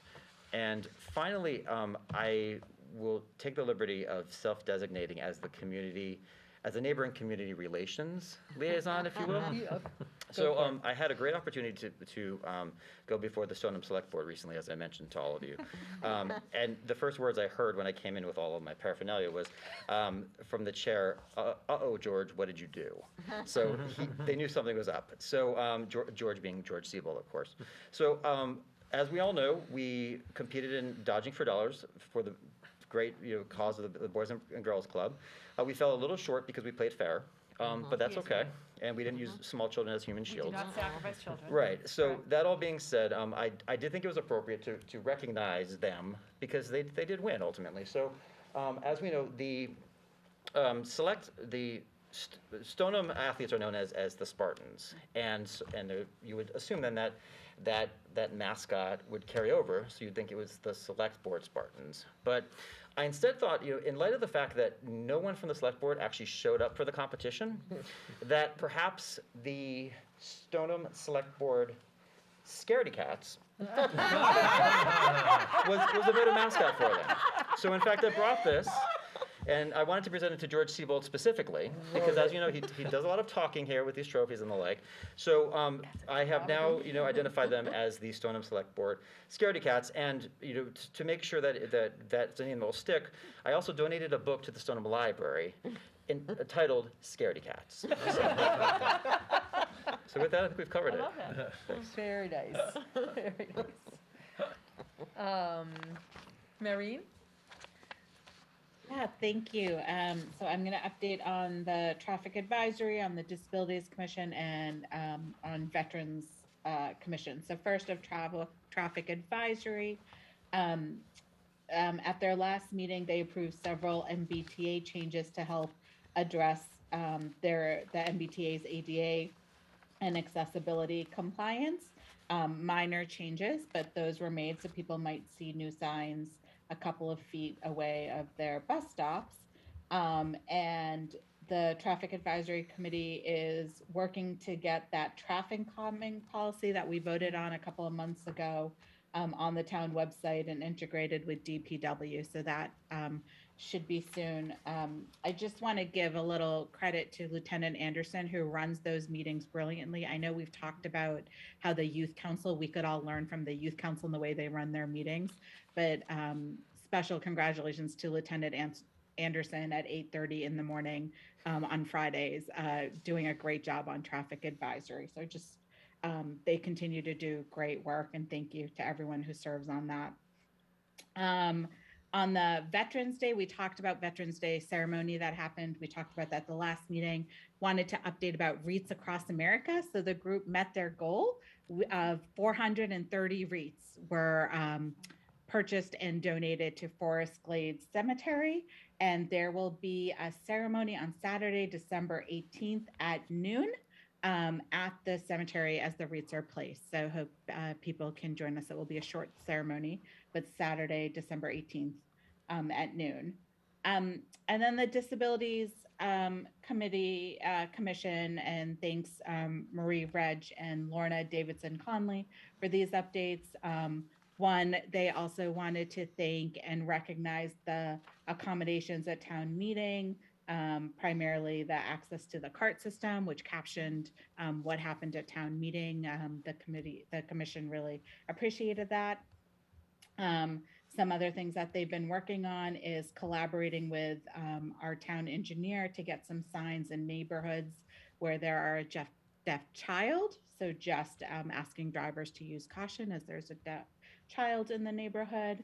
And I like this project and wondering if there's any way we can help them, Steve. They're working with the postmaster to look at the front door of the post office to replace it with an automatic door to make it more disability ADA compliance, which I never realized that you have to pull up in the door. And then I thought about it. So they've been having conversations, and that's something to make that building more accessible for people we should also be helping with. And then something I will mention again, but just to put on your calendars, the Disability Commission will be screening a movie called Intelligent Lives on Monday, April 11th at the Galvin Middle School. And stay tuned. It's all about intellectual disabilities, which I think will be really interesting. They're going to do a whole movie event, which will be great to see a movie again come April. So stay tuned for more of that. And then lastly, I just want to say, I think one of my other duties as vice chair is kind of education for all the committees, and it's been put on pause as we're still in the middle of COVID and we can't gather. But I do want to just take a moment, as all the updates you have just heard, and Julie might have a few more, but all the updates you just heard are the work of volunteers. And so I just want to take a moment to recognize all that the volunteers do in all of these. Thank you for just making our town even better with everything that you do. And we will come to 2022 and think of some sort of education and recognition of all the volunteers who do serve on our boards and committees throughout the town. Great. I would second that. So I just have a few to add. I have the Environmental Sustainability Committee, which has been working hard. They, as you remember, we added, I think, 3 people to the committee a couple of months ago, which really has allowed them to set up now subcommittees. And so there are standing subcommittees working on land preservation, so looking at open space areas and how to improve kind of preserved land areas. Waste reduction, where right now the main focus is on helping the town implement the styrofoam, straw, paper bag bylaw that we passed about a year ago that has been on waiver but will go into effect on January 1st. And then a community engagement and communications subcommittee, which has been doing things like the pumpkin composting. I think we're probably on the 4th or 5th year of doing that as the town. Looking at upcoming laws like disposal, there's going to be some rules around disposing mattresses and helping get the word out about that. There's a new Facebook page up for the Environmental Sustainability Committee. We have somebody assigned to be working on the high school building, participating in all of those to make sure that sustainability stays front and center with the high school plans. And then there's some collaborations going on with bike and walking. The MAPC has a survey that is out. I encourage everybody to take that if they haven't already. It gets down into details like where actually in town do you see sidewalk problems or road problems, and it's a really good opportunity. I think we do hear about that fairly often from people, and this is an opportunity to talk about very specific areas and what are the obstacles and the opportunities that we have. There will then be a meeting on that on the 13th of December to discuss it more. The others I have, Finance Committee, we recently appointed 2 new people to the Finance Committee. So I'm sure we'll get introduced to them. Both really excellent candidates. One who's been in finance in the city of Somerville, and one who has done a lot of corporate budgeting and grew up here. And so really good experience I think we're going to have from them. Capital planning is just getting going, so not a lot to report on that. And then in terms of the library trustees, they have been busy. They're getting ready to be open on Sundays, as we know, as we passed at town meeting. They are working on updating their, I guess they're calling it their standards of conduct, taking some time to look through that. They had some recent situations that made them stop and pause and think that they needed to update that. They are probably, I don't want to say they're not burdened, but they have a lot of enforcement going on with the masks as well. As you can imagine, people are there for long periods of times. So they're really trying to navigate that, and I think they're doing a great job at it. And then if they have, of course, had lots of great programming. The BBCon was a big success. And then they've been collaborating with the HRC, with the Hispanic festivals, and just there's so much overlap when you hear about all these committees. You know, they have representatives from the Youth Council as well. Just a lot of overlap, and they're an elected board. They're doing a lot of good work there as well. So I think that's it. Did anybody have anything to add that they thought of? I know that's a lot to get through, but I think maybe we'll divide it up next time. But if there are any of your committees that you think should come and kind of give a more fulsome report, kind of like we had tonight, just let me know and we can put that on the agenda as well. Can I actually ask? Sure. I was really interested in the Council on Aging and the stuff they're doing around the age-friendly designation. I mean, I'd love to have them come and present on that. And not that you didn't do a great job, Councilor Dennehy, in giving us the update, but I'd love to hear more detail on that. I think that's a great initiative and something that I think would be worth spending some time on. Absolutely. Great. Okay. Moving on here. Let me make sure I have the right agenda. Moving on to item 9, we have 3 classes of licenses and then a liquor license to get through. I'm just going to list the license renewals we have for the common victular, our Billy's Roast Beef and Seafood, Charlie's on Main Pizza, Chibo Cafe, S&S Donuts, Dunkin' Donuts at North Ave, S&S Donuts, Dunkin' Donuts at 632 Main Street, Honeydew Donuts at 915 Main Street, My Brother's Pace, and Recanto de Bahia. Do I have a motion? So moved. Second. So moved by Councilor Santos, seconded by Councilor Chines. Any discussion on these? Councilor Dombrowski. Question, Mr. Mayor, on these and those that are following, any issues with No, any of them? no issues at all on any of the licenses. Okay, thanks. All right, anybody else? Hearing none, we'll do a roll call vote. Councilor Butt. Yes. Councilor Dombrowski. Aye. Councilor Dennehy. Yes. Councilor Chines. Yes. Councilor Santos. Aye. Myself, yes. Okay. For the 2022 entertainment licenses, we have 2, Chibo Cafe and Recanto de Bahia. Do I have a motion? So moved. Second. So moved by Councilor Santos, seconded by Councilor Chines. Any discussion on these? Hearing none. Councilor Butt. Yes. Councilor Dombrowski. Aye. Councilor Dennehy. Yes. Councilor Chines. Yes. Councilor Santos. Aye. And myself, yes. Okay, and we have Class 2 license renewals for AM Detail, BACP Group, Northeast Auto Gallery, and Phil House Towing. Do I have a motion? So moved. Second. Moved by Councilor Santos, seconded by Councilor Chines. Any discussion on these? Hearing none. Councilor Butt. Yes. Councilor Dombrowski. Aye. Councilor Dennehy. Yes. Councilor Chines. Yes. Councilor Santos. Aye. And myself, yes. Okay, and we have a request from Ann Miller for a one-day liquor license for the Scholarship Foundation of Wakefield event at the AmeriCal Center to be held on February 5th, 2022, from 6 to 10 p.m. And we have information on that in our packet as well. Is there a motion? So moved. Second. Okay, motion made by Counselor Santos, seconded by Counselor Chines. Discussion on this, other than to say, isn't it nice to see the Scholarship Foundation holding an event? Any discussion? No? We'll do a vote. Counselor Butt. Yes. Counselor Dombrowski. Aye.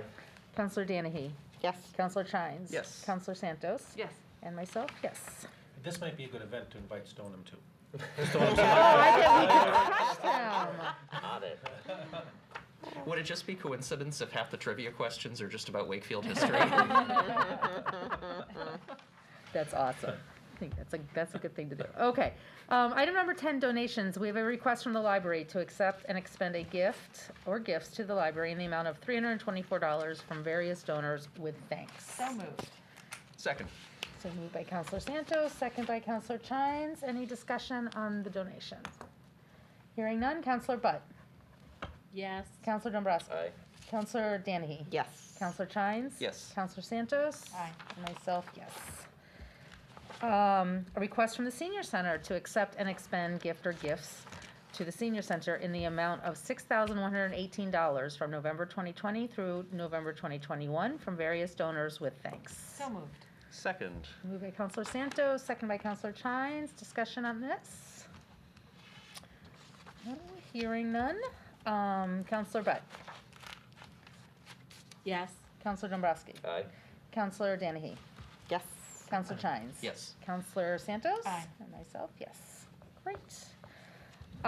Steve, fiscal year Thank you. 2023. And thank you very much, Madam Chair. I will try to go quickly through this and be as brief as possible, but stop me for any questions as we go. So really, it seems like it's always the budget process for us at Town Hall. But a lot of this, we talked about at the tri-board meeting. This is kind of, things are assembling, coming together a little bit. I always like to review of where we are. I said it twice. Nice to know where we are before we start. We have a stabilization fund of about $3 million in it. Sped stabilization fund of $300,000 in it. That might be an account that we might want to move back up to $500 when we get to the spring. We have $5 million in free cash, and that's after what happened at the November town meeting, so that's a very healthy amount. We have $400 in the reserve fund at the Finance Committee. OPEB, great success story, $27 million. That is saving us big money down the road. And water and sewer reserves each of around $1.8 million each. Very important for the ratepayers and doing projects on that. We're all within policy on each one of these. Free cash, we want to keep between 2 and 8 of our operating revenue. I look at operating revenue of what we bring in less Chapter 70. That's just kind of a definition I adopted years ago, as did the FinCom. So if you look at that, that's about $100 million. So it should be anywhere between 2 and 8 million. We're certainly in the middle of that at 5.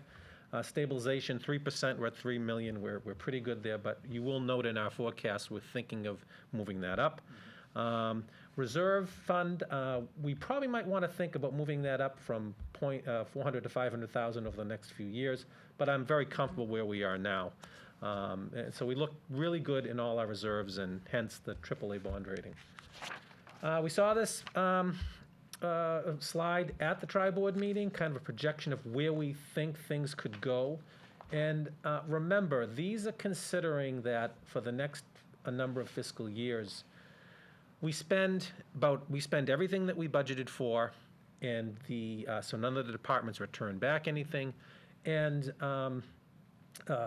nor do we bring in more than we projected. So this is very conservative. I can see these numbers probably, changing, because certainly we'll spend more will come in. But it's nice to kind of know, what's a forecast, kind of based on your assumptions and where you think it's going to go. I don't think we'll ever hit 31 million in free cash, but it's nice to even have that number up there. Yeah, I like that. But I mean, just to be clear, I mean, the $31 million doesn't assume things like a DPW facility. Oh, it assumes or a nothing. high Yeah, it school assumes or, nothing. Yeah. A renovation to the or anything Right. that we might be looking Right. at Exactly. in the next 10 or 15 years from a capital standpoint. Right, but that certainly helps us figure that out, that there is a pathway forward. Yep. So it is important to have it there.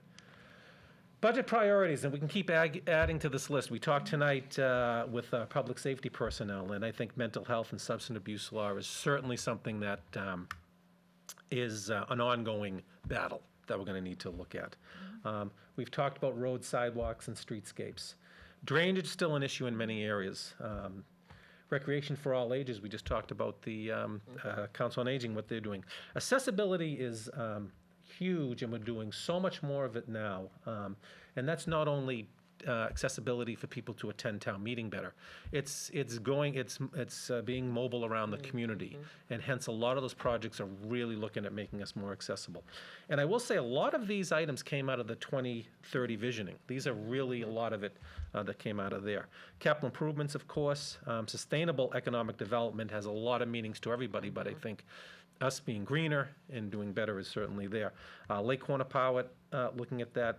I call it pandemic rebound, whether that's helping businesses, helping nonprofits, and things like that we should look at. Education, of course, is a huge issue. There's a lot of learning loss going on, and it seems like every grade you see something. Kids that didn't get those math facts in third grade are now in fourth grade, and so there's a lot of intervention that's going to need to be done, for the technical pieces, let alone the social and emotional well-being of these kids. Of course, town council requests. These are in no particular order, so don't take it that it was buried at the bottom. And I think looking at affordability for our community and looking in how we equitably apply that is something. So I really think there's a lot of good things we can do over the next few years.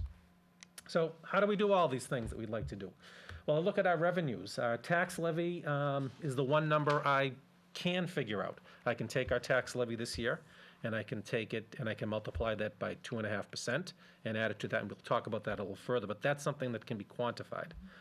State aid. We got to wait and see what happens. I always say that it's a very interesting meeting when we go to the Mass Municipal Association, which will be great to be in person there again to hear on that Friday morning, hopefully where the state is coming out with state aid.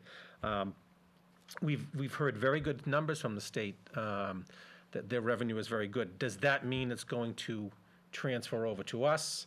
I don't know. We'll find that when we get in. We're going to get that in state aid. And by state aid, I mean the two major accounts, unrestricted local aid and Chapter 70, okay?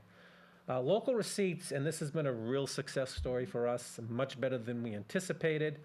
I'm carrying local receipts at about 10% more than last year on what I forecast.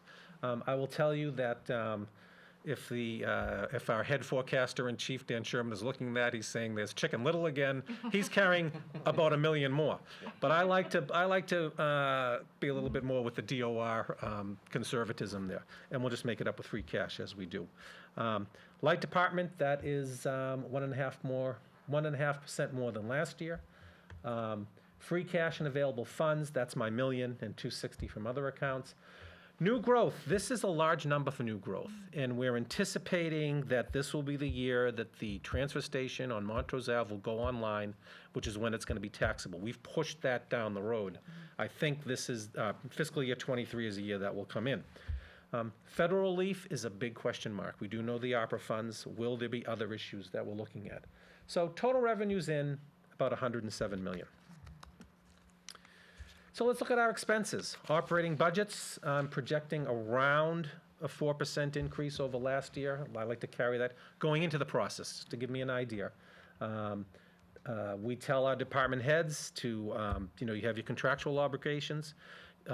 Anything else, please level fund. We will look at other issues, and that maybe we're going to add more staff, and I'm not saying this is going to happen, more people in a social worker, either in the health department or in the police department.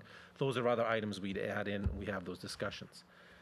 Fixed costs, the largest one there is health insurance, and I'll talk about that a little later. Capital, keeping that around $2 million to start. We'll see what happens. Articles or anything from trash and other things that are coming in, trash being the big article. Debt service, I'm forecasting a little bit more than last year in there. I think last year was around 2.6 million. Want to keep ahead of some of the curve of some of these things that are going on. There's no problem in building that debt service fund a little bit when we get to the DPW garage or the schools or what have you. Stabilization, we talked about adding a little bit to that. Overlay, that is, we always anticipate that we're not going to collect all of our taxes. So we put some money, we actually plan for that, keep it aside, that if we don't, or because either we don't collect it or people file for abatements. And so we want that money aside to take care of that. State and county assessments, these are what the county charges us. The big part of that is the MBTA for coming through. Cherry sheet offsets, which is really library funding. They do it separately. Snow and ice overdraft, I should have put 0 there, Ed. I'm sorry, I put questions, but we never know. And are there going to be some more COVID costs? I think in my mind, I'm preparing if we had to do it, if we had to. I'm hoping not, but who knows? And I'm putting in my mind this is more of prevention costs and things like that. It may be learning loss issues, but trying to keep that all in my mind. Keeping that at there. One of these things that we are looking at, well, I'll go through. So right now, I feel pretty good going into this, that I feel pretty good that we have a pretty balanced budget. In my mind, I can envision it coming in. I will tell you, there's been years that I've said, geez, I feel like we're $1 million in the hole at this point. So to be right pretty even, I'm feeling pretty positive right now. But then I think about all the uncertainties. We talked about state aid, we talked about local receipts. Health insurance, I won't know until the GIC will come out with their preliminary numbers December 16th or 15th or 16th. I'm carrying in my report for myself a little bit of a high increase in health insurance because I'm not sure if there's going to be a catch-up on some of these other things going on. So we're going to be ready for it in my mind, but I hope it's not there. School priorities, we talked about that. That's a huge issue right now, and I probably could throw in the social well-being of the entire community. So that could go in there. Snow and ice, I know we don't know COVID again. And what's the federal policy going to be? And it's not just the ARPA funds. We know that we're going to receive $8 million or so in ARPA funds. What else will be there? What else can we leverage to the federal government? So looking at that there. State aid, what I'm carrying is a slight increase of 3.6% over last year. I'm cautiously optimistic that may be higher. And whether that's the local unrestricted local aid or Chapter 70, I don't know. I mean, every year I hear that we're on the cusp of getting more Chapter 70, and then we get $100 grand, and I get crazed. So I don't know what that's going to be. And again, we do have the ARPA funds. The good thing about the Baker administration has been they will tell us on the unrestricted portion, unrestricted local aid, which for the public, the state government kind of breaks their big portion of aid into Chapter 70, which is going to be used for the schools ostensibly, and then unrestricted local aid, which the community can use whatever it wants, police, fire, Board of Health. The only time it would come into play of those amounts being different is if the community did not fund education, what our local required contribution is. We well exceed that, so it doesn't really always have, so it doesn't make a difference in Wakefield so much. Local receipts, we projected in fiscal year 22, 6.8 million. I'm going up in fiscal year 23 to about 7.5 million.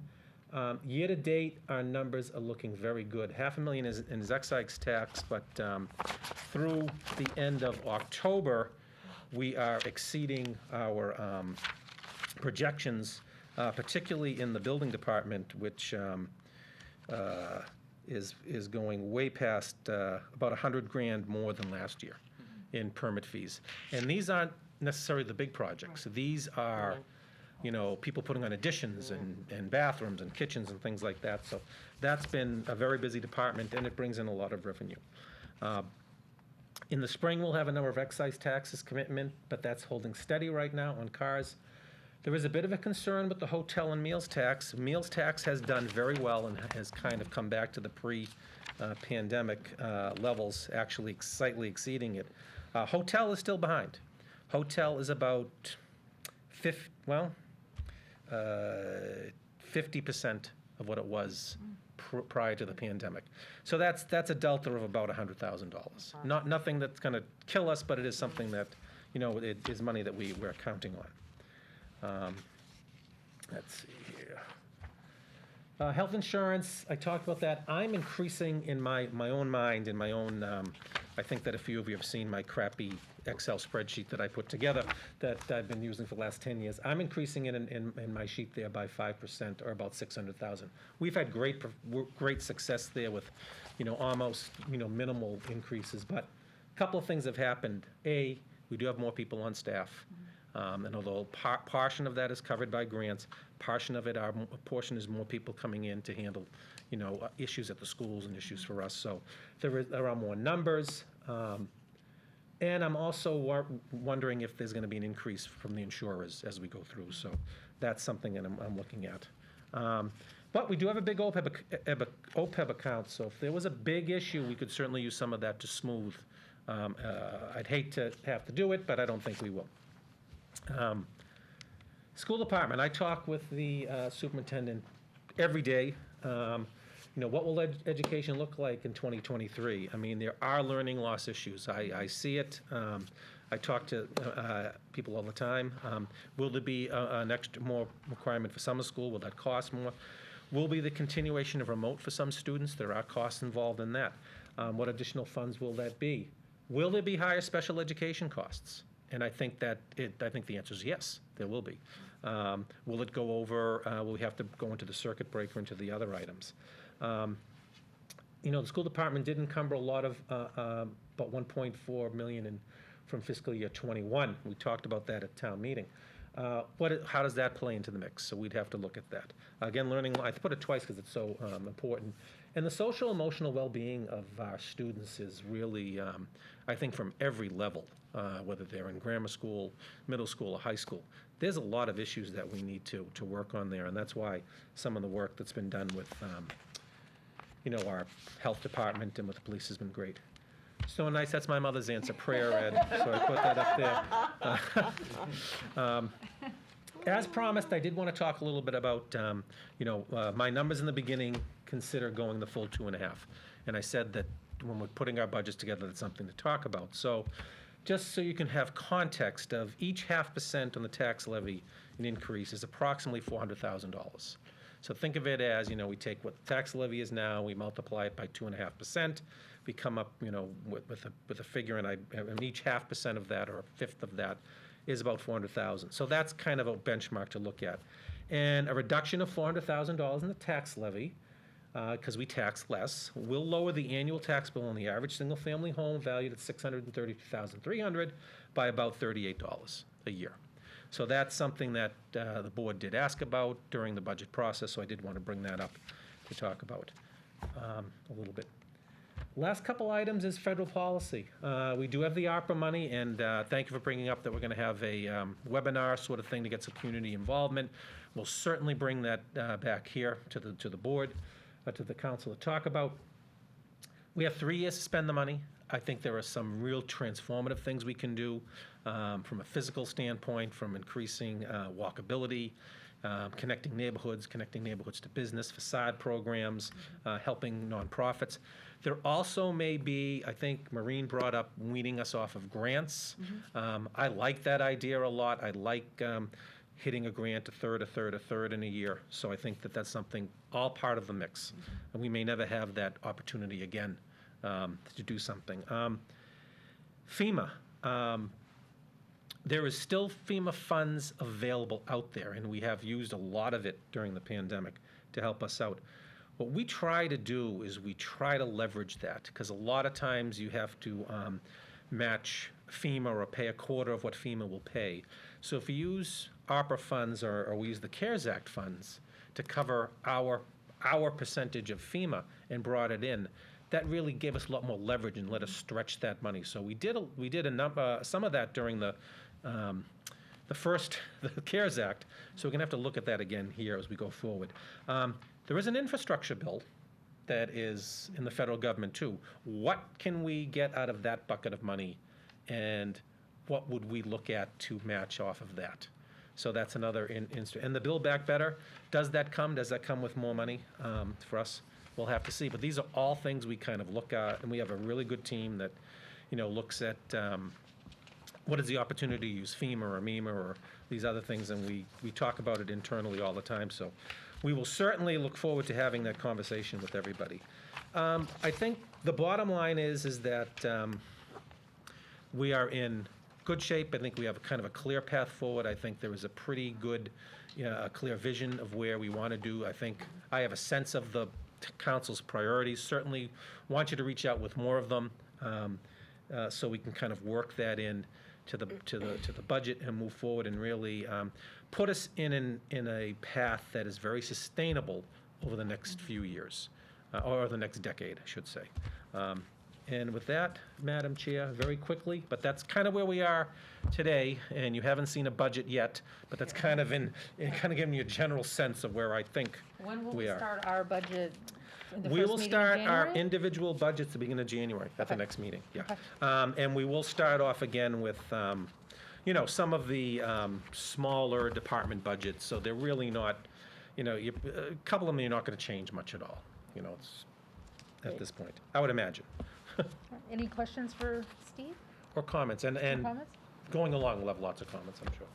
Hey, just a question and a comment. First of all, just from a comment standpoint, I love the fact that when we look at the priority list, we're looking at a lot of forward-thinking initiatives. And I just want to pause and reflect on the fact that, there aren't a lot of things that we need to solve for or fix that are long lingering problems in the community. I think that's something that, we're fortunate in Wakefield that because of the planning that, the leadership that we have from Steve, from the Finance Committee, and from all parts of town government, I mean, the fact that we can look forward is really exciting to me. I mean, I think there's a lot of great opportunities. Doing all those other things, maybe, yeah. We did, but I think, and certainly Councilor Dennehy, with your perspective on being on FinCom during the 2008 yeah. financial crisis, I think, the fact that we're at such a different place is a really exciting prospect, quite frankly. And so I just want to reflect on that. Just on a question, so we've had a lot of federal funds coming in the last couple of years because of COVID between, you mentioned FEMA, you mentioned, obviously we've Yeah. had the CARES Act, ESSER Yeah. funds for the schools. Could we get at some point, you've told us sort of what we've got and where things are We going. did it but at could we- Tri-Board, but I'll give you a better yeah, sense. it's just, okay. there's been so much, and it Yeah. would just be great to have that information in one place so that we can understand, Yeah. A, what we spent, but also sort of what kind of, plugs in the budget we were able to do because of that. Right. I mean, for instance, we use some of that for the greeters at Town Hall. Yep. Those are small things. School department used some of it for some of the things, but yes, absolutely. Yeah. Great. Thank you. Excellent. Great. Yeah. Anybody else? We're gonna have lots of time to talk about the budget. Go ahead. It's a lot of fun. I just think as a general operating approach here, the idea that we assume that the 2.5 doesn't make sense. I think we're looking at a situation where if we're thinking about the average family home, I'm also thinking about the fact, like 30-year inflation, and we're talking about home heating costs that'll be upwards of 40% higher than usual. We can't take that into account, especially not take that into account, especially when we are in this position that we're all talking about. It's like, oh, it's great, we're great, financially. If we're in a pandemic and coming out of it, and we're in this solid a financial position, when you consider all the other factors that a resident or a taxpayer has to take into account when they're doing their own budgeting, I don't think we can have a situation where we can, just because we can go the max 2.5 doesn't mean we should. And yeah, there are a lot of opportunities. We have to do a lot of great things, but we have to be mindful that if it's going to take going to 2.5% to be there, I think that there's a way that we can come down off that 2.5%, still achieve a whole lot, but also give some folks some, I think, frankly, needed relief. And be it $38 per average home value, or $74 or whatever the case is, that's something. You gross it up, that's something for someone. And if it's, a lot of people are on fixed budgets here in town, and when you're talking about ways that they're not budgeting for their groceries to be more expensive, but in reality they are. They're not budgeting for their home heating costs to be higher, but in reality they are. And it's not because it's just a small segment of people. There are a lot of folks who have a pretty lean budget, that they try to live off of. So I think, As a general policy, and I'm not trying to get into the weeds of dictating, how I think we should change things. I do think that we have to be very open-minded to the opportunities of, perhaps shaving off in certain places, re-examining how we're doing things in others, because, as Steve had mentioned, with every new employee that we're adding on, we're also adding on another 30% basically of their salary for benefits. So that means we're paying more into retirement. It means that we're paying more for health insurance. Those are real costs, and it's one thing if you're talking with a greeter, Steve, where you don't have that, but you're talking about another a full-time person. It's not just their salary, it's all on top of that. And that carries with us. And it carries with us when, receipts are good, when receipts are not, when we have a building boom, and when we don't. We're carrying those. Otherwise, we're going to be, having to shed off, certain positions. So I don't know. It's great that we're in the financial position that we are, but I think we should capitalize on it and try to find ways that we can offer some relief to the taxpayer. And I don't think that assuming all this budgeting process at 2.5% gets us there, especially this year. Councilor Danahy.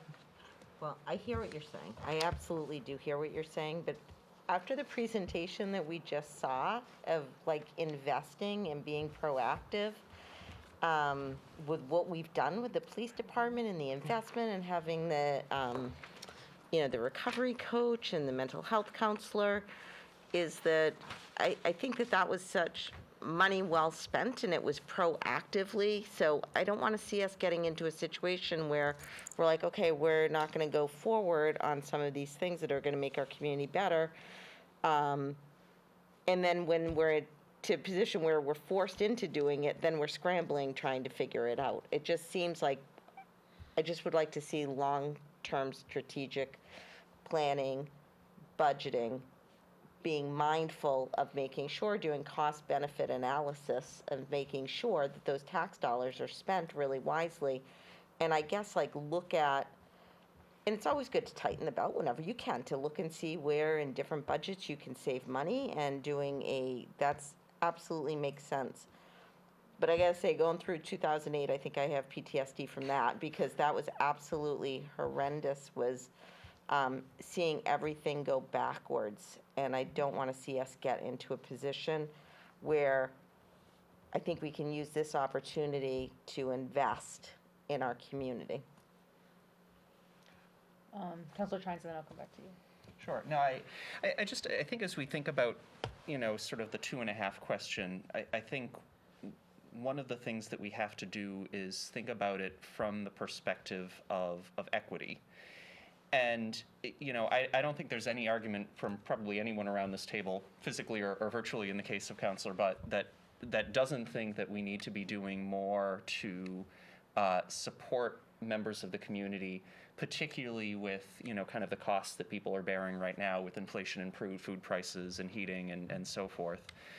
My concern, though, is that, or I guess sort of the challenge that I would give to us is that just thinking about a reduction in the tax increase is not the only way to address those issues. And in fact, it in some ways is the least equitable way to address those issues. As we look at the tax rate, and as we think about going up, say, 2% versus 2.5%, I think there are two really important facts that we have to keep in mind. One is that none of that benefit goes to anyone in this community who rents, and when we think about socially disadvantaged populations, they are much more likely to be renters. The second is that more of that benefit goes to people who live in higher valued homes. And so if you live in a house that's worth $1.2 million, you're getting twice the benefit than if you live in a house that's worth $300,000, $400,000. Not that there are many of those left, unfortunately, in town right now. And so, again, I don't bring this up to say that we need to kind of come to a decision today, but I just think as we think about, again, supporting the community, which I think is a value that we all share, and I think it's something that we all recognize, I just want to make sure that we think about that from the standpoint of how do we do so in a way that promotes equity within the community, and that doesn't necessarily lead to a policy decision that says don't go up by 2.5%. It may lead to other spending priorities, like some of the things, Councilor Danahy, that you mentioned that we would instead want to invest in. Councilor Dabrowski? I don't think that the only way to support a community is to take more money from the community and then direct it in ways that we think is most effective for the money to be used. And so I think that's probably just a philosophical difference there. I think other ways to support a community are to enable the community to have more dollars in one's wallet. I think there's a benefit to that. And I understand the idea of investing in the community, but I think we have to draw the distinction between investing in the community and overcommitting in our budgeting. And I do think that, and Councilor Dennehy, you could probably speak to this better than any of us. In 2008, you were faced with the fact that, okay, we have a deficit here. We don't have enough money to be able to fund this budget at the level it's at, so how do we have to do this? What I'm saying is, while we're in this good time, yes, it is good to be able to make smart investments. But in the same respect, when we're talking about, oh, because we can do it now, we should do it, I think that then, and do it in large part by 2.5, going up 2.5 as well, I think that then is just setting us up for, more payroll, more health insurance, all those things that I'm not suggesting for a minute that the services that we're talked about here tonight aren't important, or can't be, even expanded, but there are so many collaborations that we can have either with other communities, at the state level. There are so many different ways in which we can achieve the same objective, and so yeah, the only source isn't 2.5 to get us there. We partner well with the state on so many levels, and I think this is one of those examples of, with the mental health piece and all of the issues, that we're hearing about. We work with a not-for-profit organization, Respond, in the services they provide at a fraction of the cost we would be paying if we had someone here, on our town payroll doing that. Those are the sorts of things that I think we need to think about, and I don't accept the proposition that unless we go to 2.5%, then that means we're going to have to, cut the important and valued services within our community. I just don't accept that. I mean, this is not a decision, this is nothing Right. we're voting on, it's not a decision, No. but it's something that we're gonna have to keep in, But I think we Keep should in do it. I mind- think it's something that, because we're setting, Mr. Mayo and his team and all the departments, have the right to, be able to budget with an understanding of where we are as a body relative to, where our position is on the 2.5%, because I think it does matter. And I think ultimately, I'm not suggesting tonight, but I do think we need to make our position clear on that, because that's a part of their budgeting process. And this is just the beginning of the conversation, but for me, it comes down to a lot of cost benefits. So to save folks $38 a year on their taxes with a loss of $400,000 in what we collect in our budget, I don't know that we can go to all these collaborations and go to the state to make that up. My concern is what's going to get hurt in the school. I remember when we went backwards. It was devastating for education, definitely. So I'm not saying it's not a good and a worthy conversation, Ed, but that's where I land on it. I don't know that I'm going to be necessarily convinced out of it, but I think it's a really good conversation to have. For me, that's where it happens, the cost benefit. I was just going to say, and I think I mentioned this when this came up when we did the tax classification hearing, but I do wonder if it's worth spending some time or having a subcommittee spend some time on thinking about our fiscal policy as it relates to tax policy and the classification. And it doesn't necessarily mean that, we come up with a policy that says, every year we assume 2.5 or we assume something different than 2.5. But I wonder if there are guideposts that would sort of prompt us to look at the question differently in one year or another.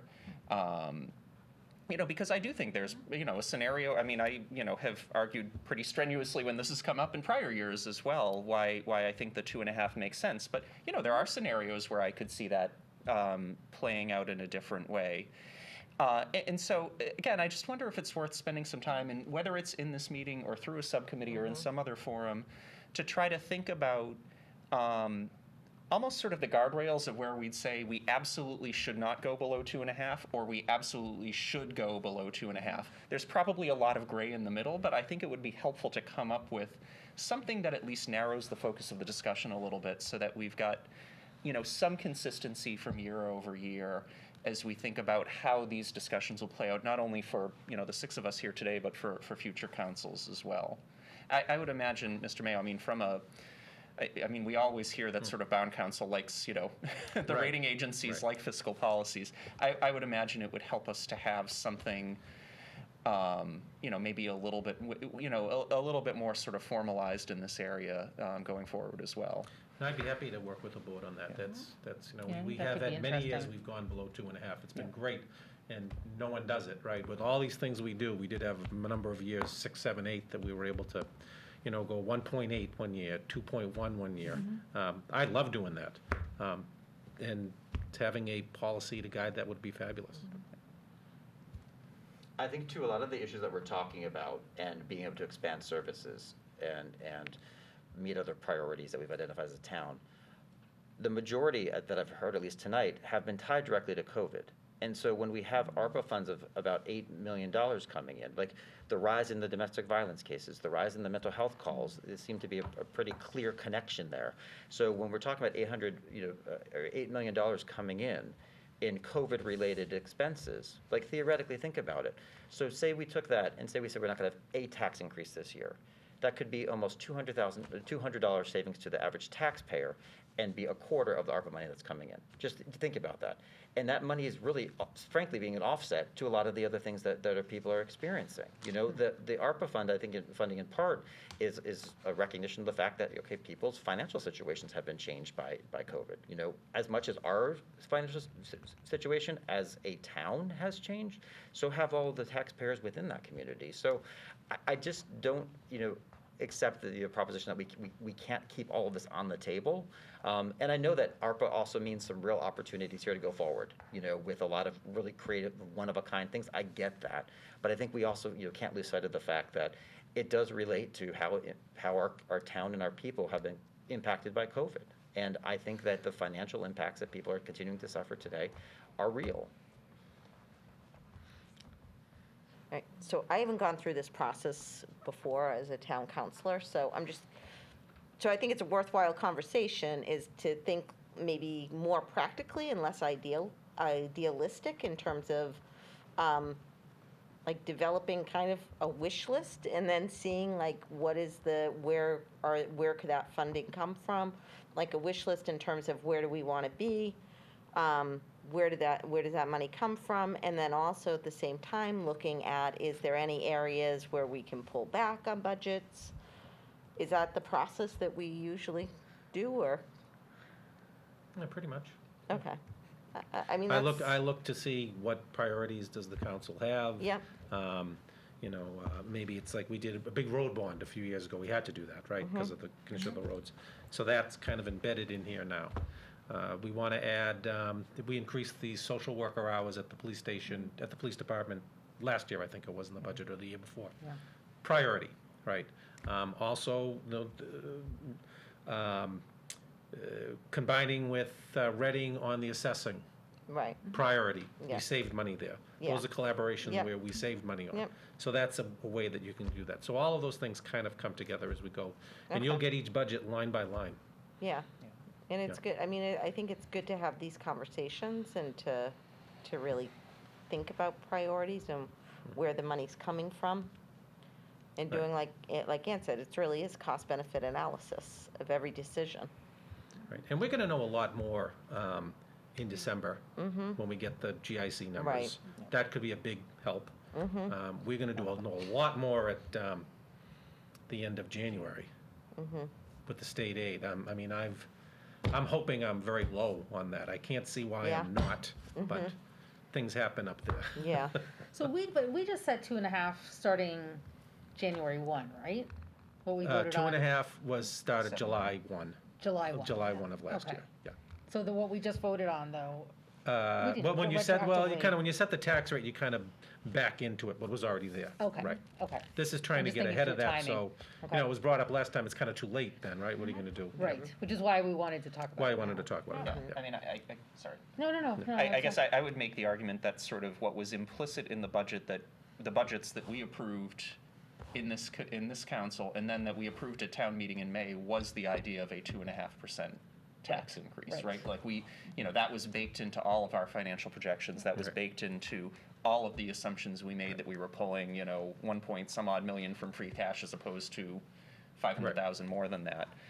So I do think, again, this is the right time to talk about it, and it's probably a discussion we have to have in an iterative way as we go through the budget process, because we're making assumptions on spending right now We don't know. on the basis of, high-level priorities, but nothing specific. And so what I feel like, Steve, I ask you for this all the time. I always love getting Dan Sherman's kind of forecast spreadsheet that he produces. And we give you the budgets, we give you that running spreadsheet too, how much it is. But I think sort of seeing it from that forecast standpoint is important, because it allows us to kind of track the running total next to the revenue assumption. And again, to me, we've got to be asking that question as we go through that entire process. Is it 2.5 or is it something else, based on every other input that we're seeing? And then with the level of increase, I understand that, and it's frankly much bigger on the school side than it is on the town side, but orders of magnitude here. But I understand that the contractual obligations, that are negotiated with the unions they're set. So we don't have control of that. That's the function of when you're negotiating those to make sure there's something fair and appropriate. But I don't think that the starting point for budgeting also has to be for every department to be starting at its same baseline and be flat, budgeting flat. I think that there's an opportunity there to try to look at, other ways that we can be doing business differently. I think about how Madam Clerk is able to, how she streamlined so much of her processes relative to online applications and all the rest. That's a really innovative way that we've kind of brought ourselves into the 21st century that way. I would almost in a way kind of encourage departments to think about, rethink about your operations. How are you doing things? Are you employing best practices within your own departments? And maybe even have some sort of incentive program in a way to encourage departments to think about how they can work more efficiently. And that likely could result in some sort of a savings. I don't know. I mean, even at the government levels, government sometimes will give bonuses or rewards to state employees. I know in like New York they do this, for example. A state employee who has a new idea, comes with an idea of how to be more efficient within your department. And if that gets implemented, there's like an incentive to that. I just think that being able to approach it not from assume a 4% increase and keep all of the budgeting flat, but instead, I want you to do it two ways. I want you to look at it and look at it under a current, but also look at, are there ways that you can not cut services necessarily, but do things in a more efficient way. I think that's also And something that might we be never- looking at capital as well as operating. It Sometimes could it may be. be in more investments in capital things that will save us money over the long term in operating. Yeah, and maybe we talk so much about our intermunicipality agreements. Maybe it's something where, again, across departments, we can be doing a better job of that. I know, there's been, even going back years, you're trying to work out, copier contracts and those sorts of things and trying to leverage that. So I'm not suggesting that none of that happens, so I don't want to give that impression. But I do think that there's an opportunity here to say, hey, look, we're going to try to create things a little bit differently this time. Let's kind of just shake it up a little bit and see where we land. All right. I think so, and maybe in January, we talk about this a little more as we're coming back. We'll have It'll be more an ongoing numbers conversation. from December. And I think it's going to be a conversation we have every time we're looking at a budget and looking at it. So, anything else on this? I don't want to cut it short. Maureen, go ahead.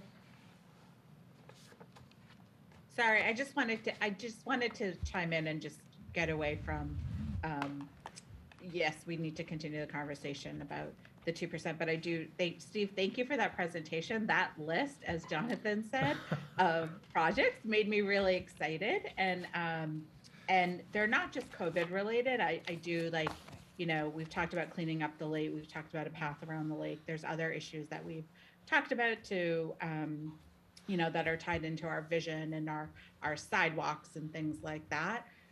The one thing I'm going to mention, and particularly with ARPA funding, as I do work in other municipalities, there's this notion of participatory budgeting. That's kind of the buzzword around, and having residents, taking a little portion of the budget and having residents actually vote on what they want to see. And I encourage everyone to reach out to us about ideas, ARPA funding, budgeting, everything Steve just talked about, but also maybe we look to see how some other people are dealing with portions of ARPA funding. So I know Springfield and Boston and Cambridge are kind of, making a list and people get to vote on what are some of the projects, and not the entire 8 million, a small portion of that, but it is ways and we've had such great participation on Vision and other projects. I just love to keep that involved engagement continued. Right, and we'll have a meeting on that on the 16th for public participation. Yep. All right. Any announcements? I actually have one. Go ahead. Sorry. No, I integrated mine in with my liaison, so. Tomorrow, this is a flash announcement from 10 to 2 at Memorial Hall in Melrose. The vaccination bus will be there. It's kind of a late-breaking story. It just got into me. Moderna only for the boosters. That's what was available there. If you go on our website, wakefield.ma.us/vaxbus 2021, it's already out there in Facebook. It's already on our website. You can actually sign up for a booster shot. Limited number. Steve, are they Moderna just doing only. Are they just doing boosters, or would they do That's first? that's just booster from what Okay. I understand. So what are the Yeah. hours? 10 to 2, limited time. Sorry, Moderna only. Good, that is Yeah. exciting. Yeah, that was just come in, so I wanted to give that. Great.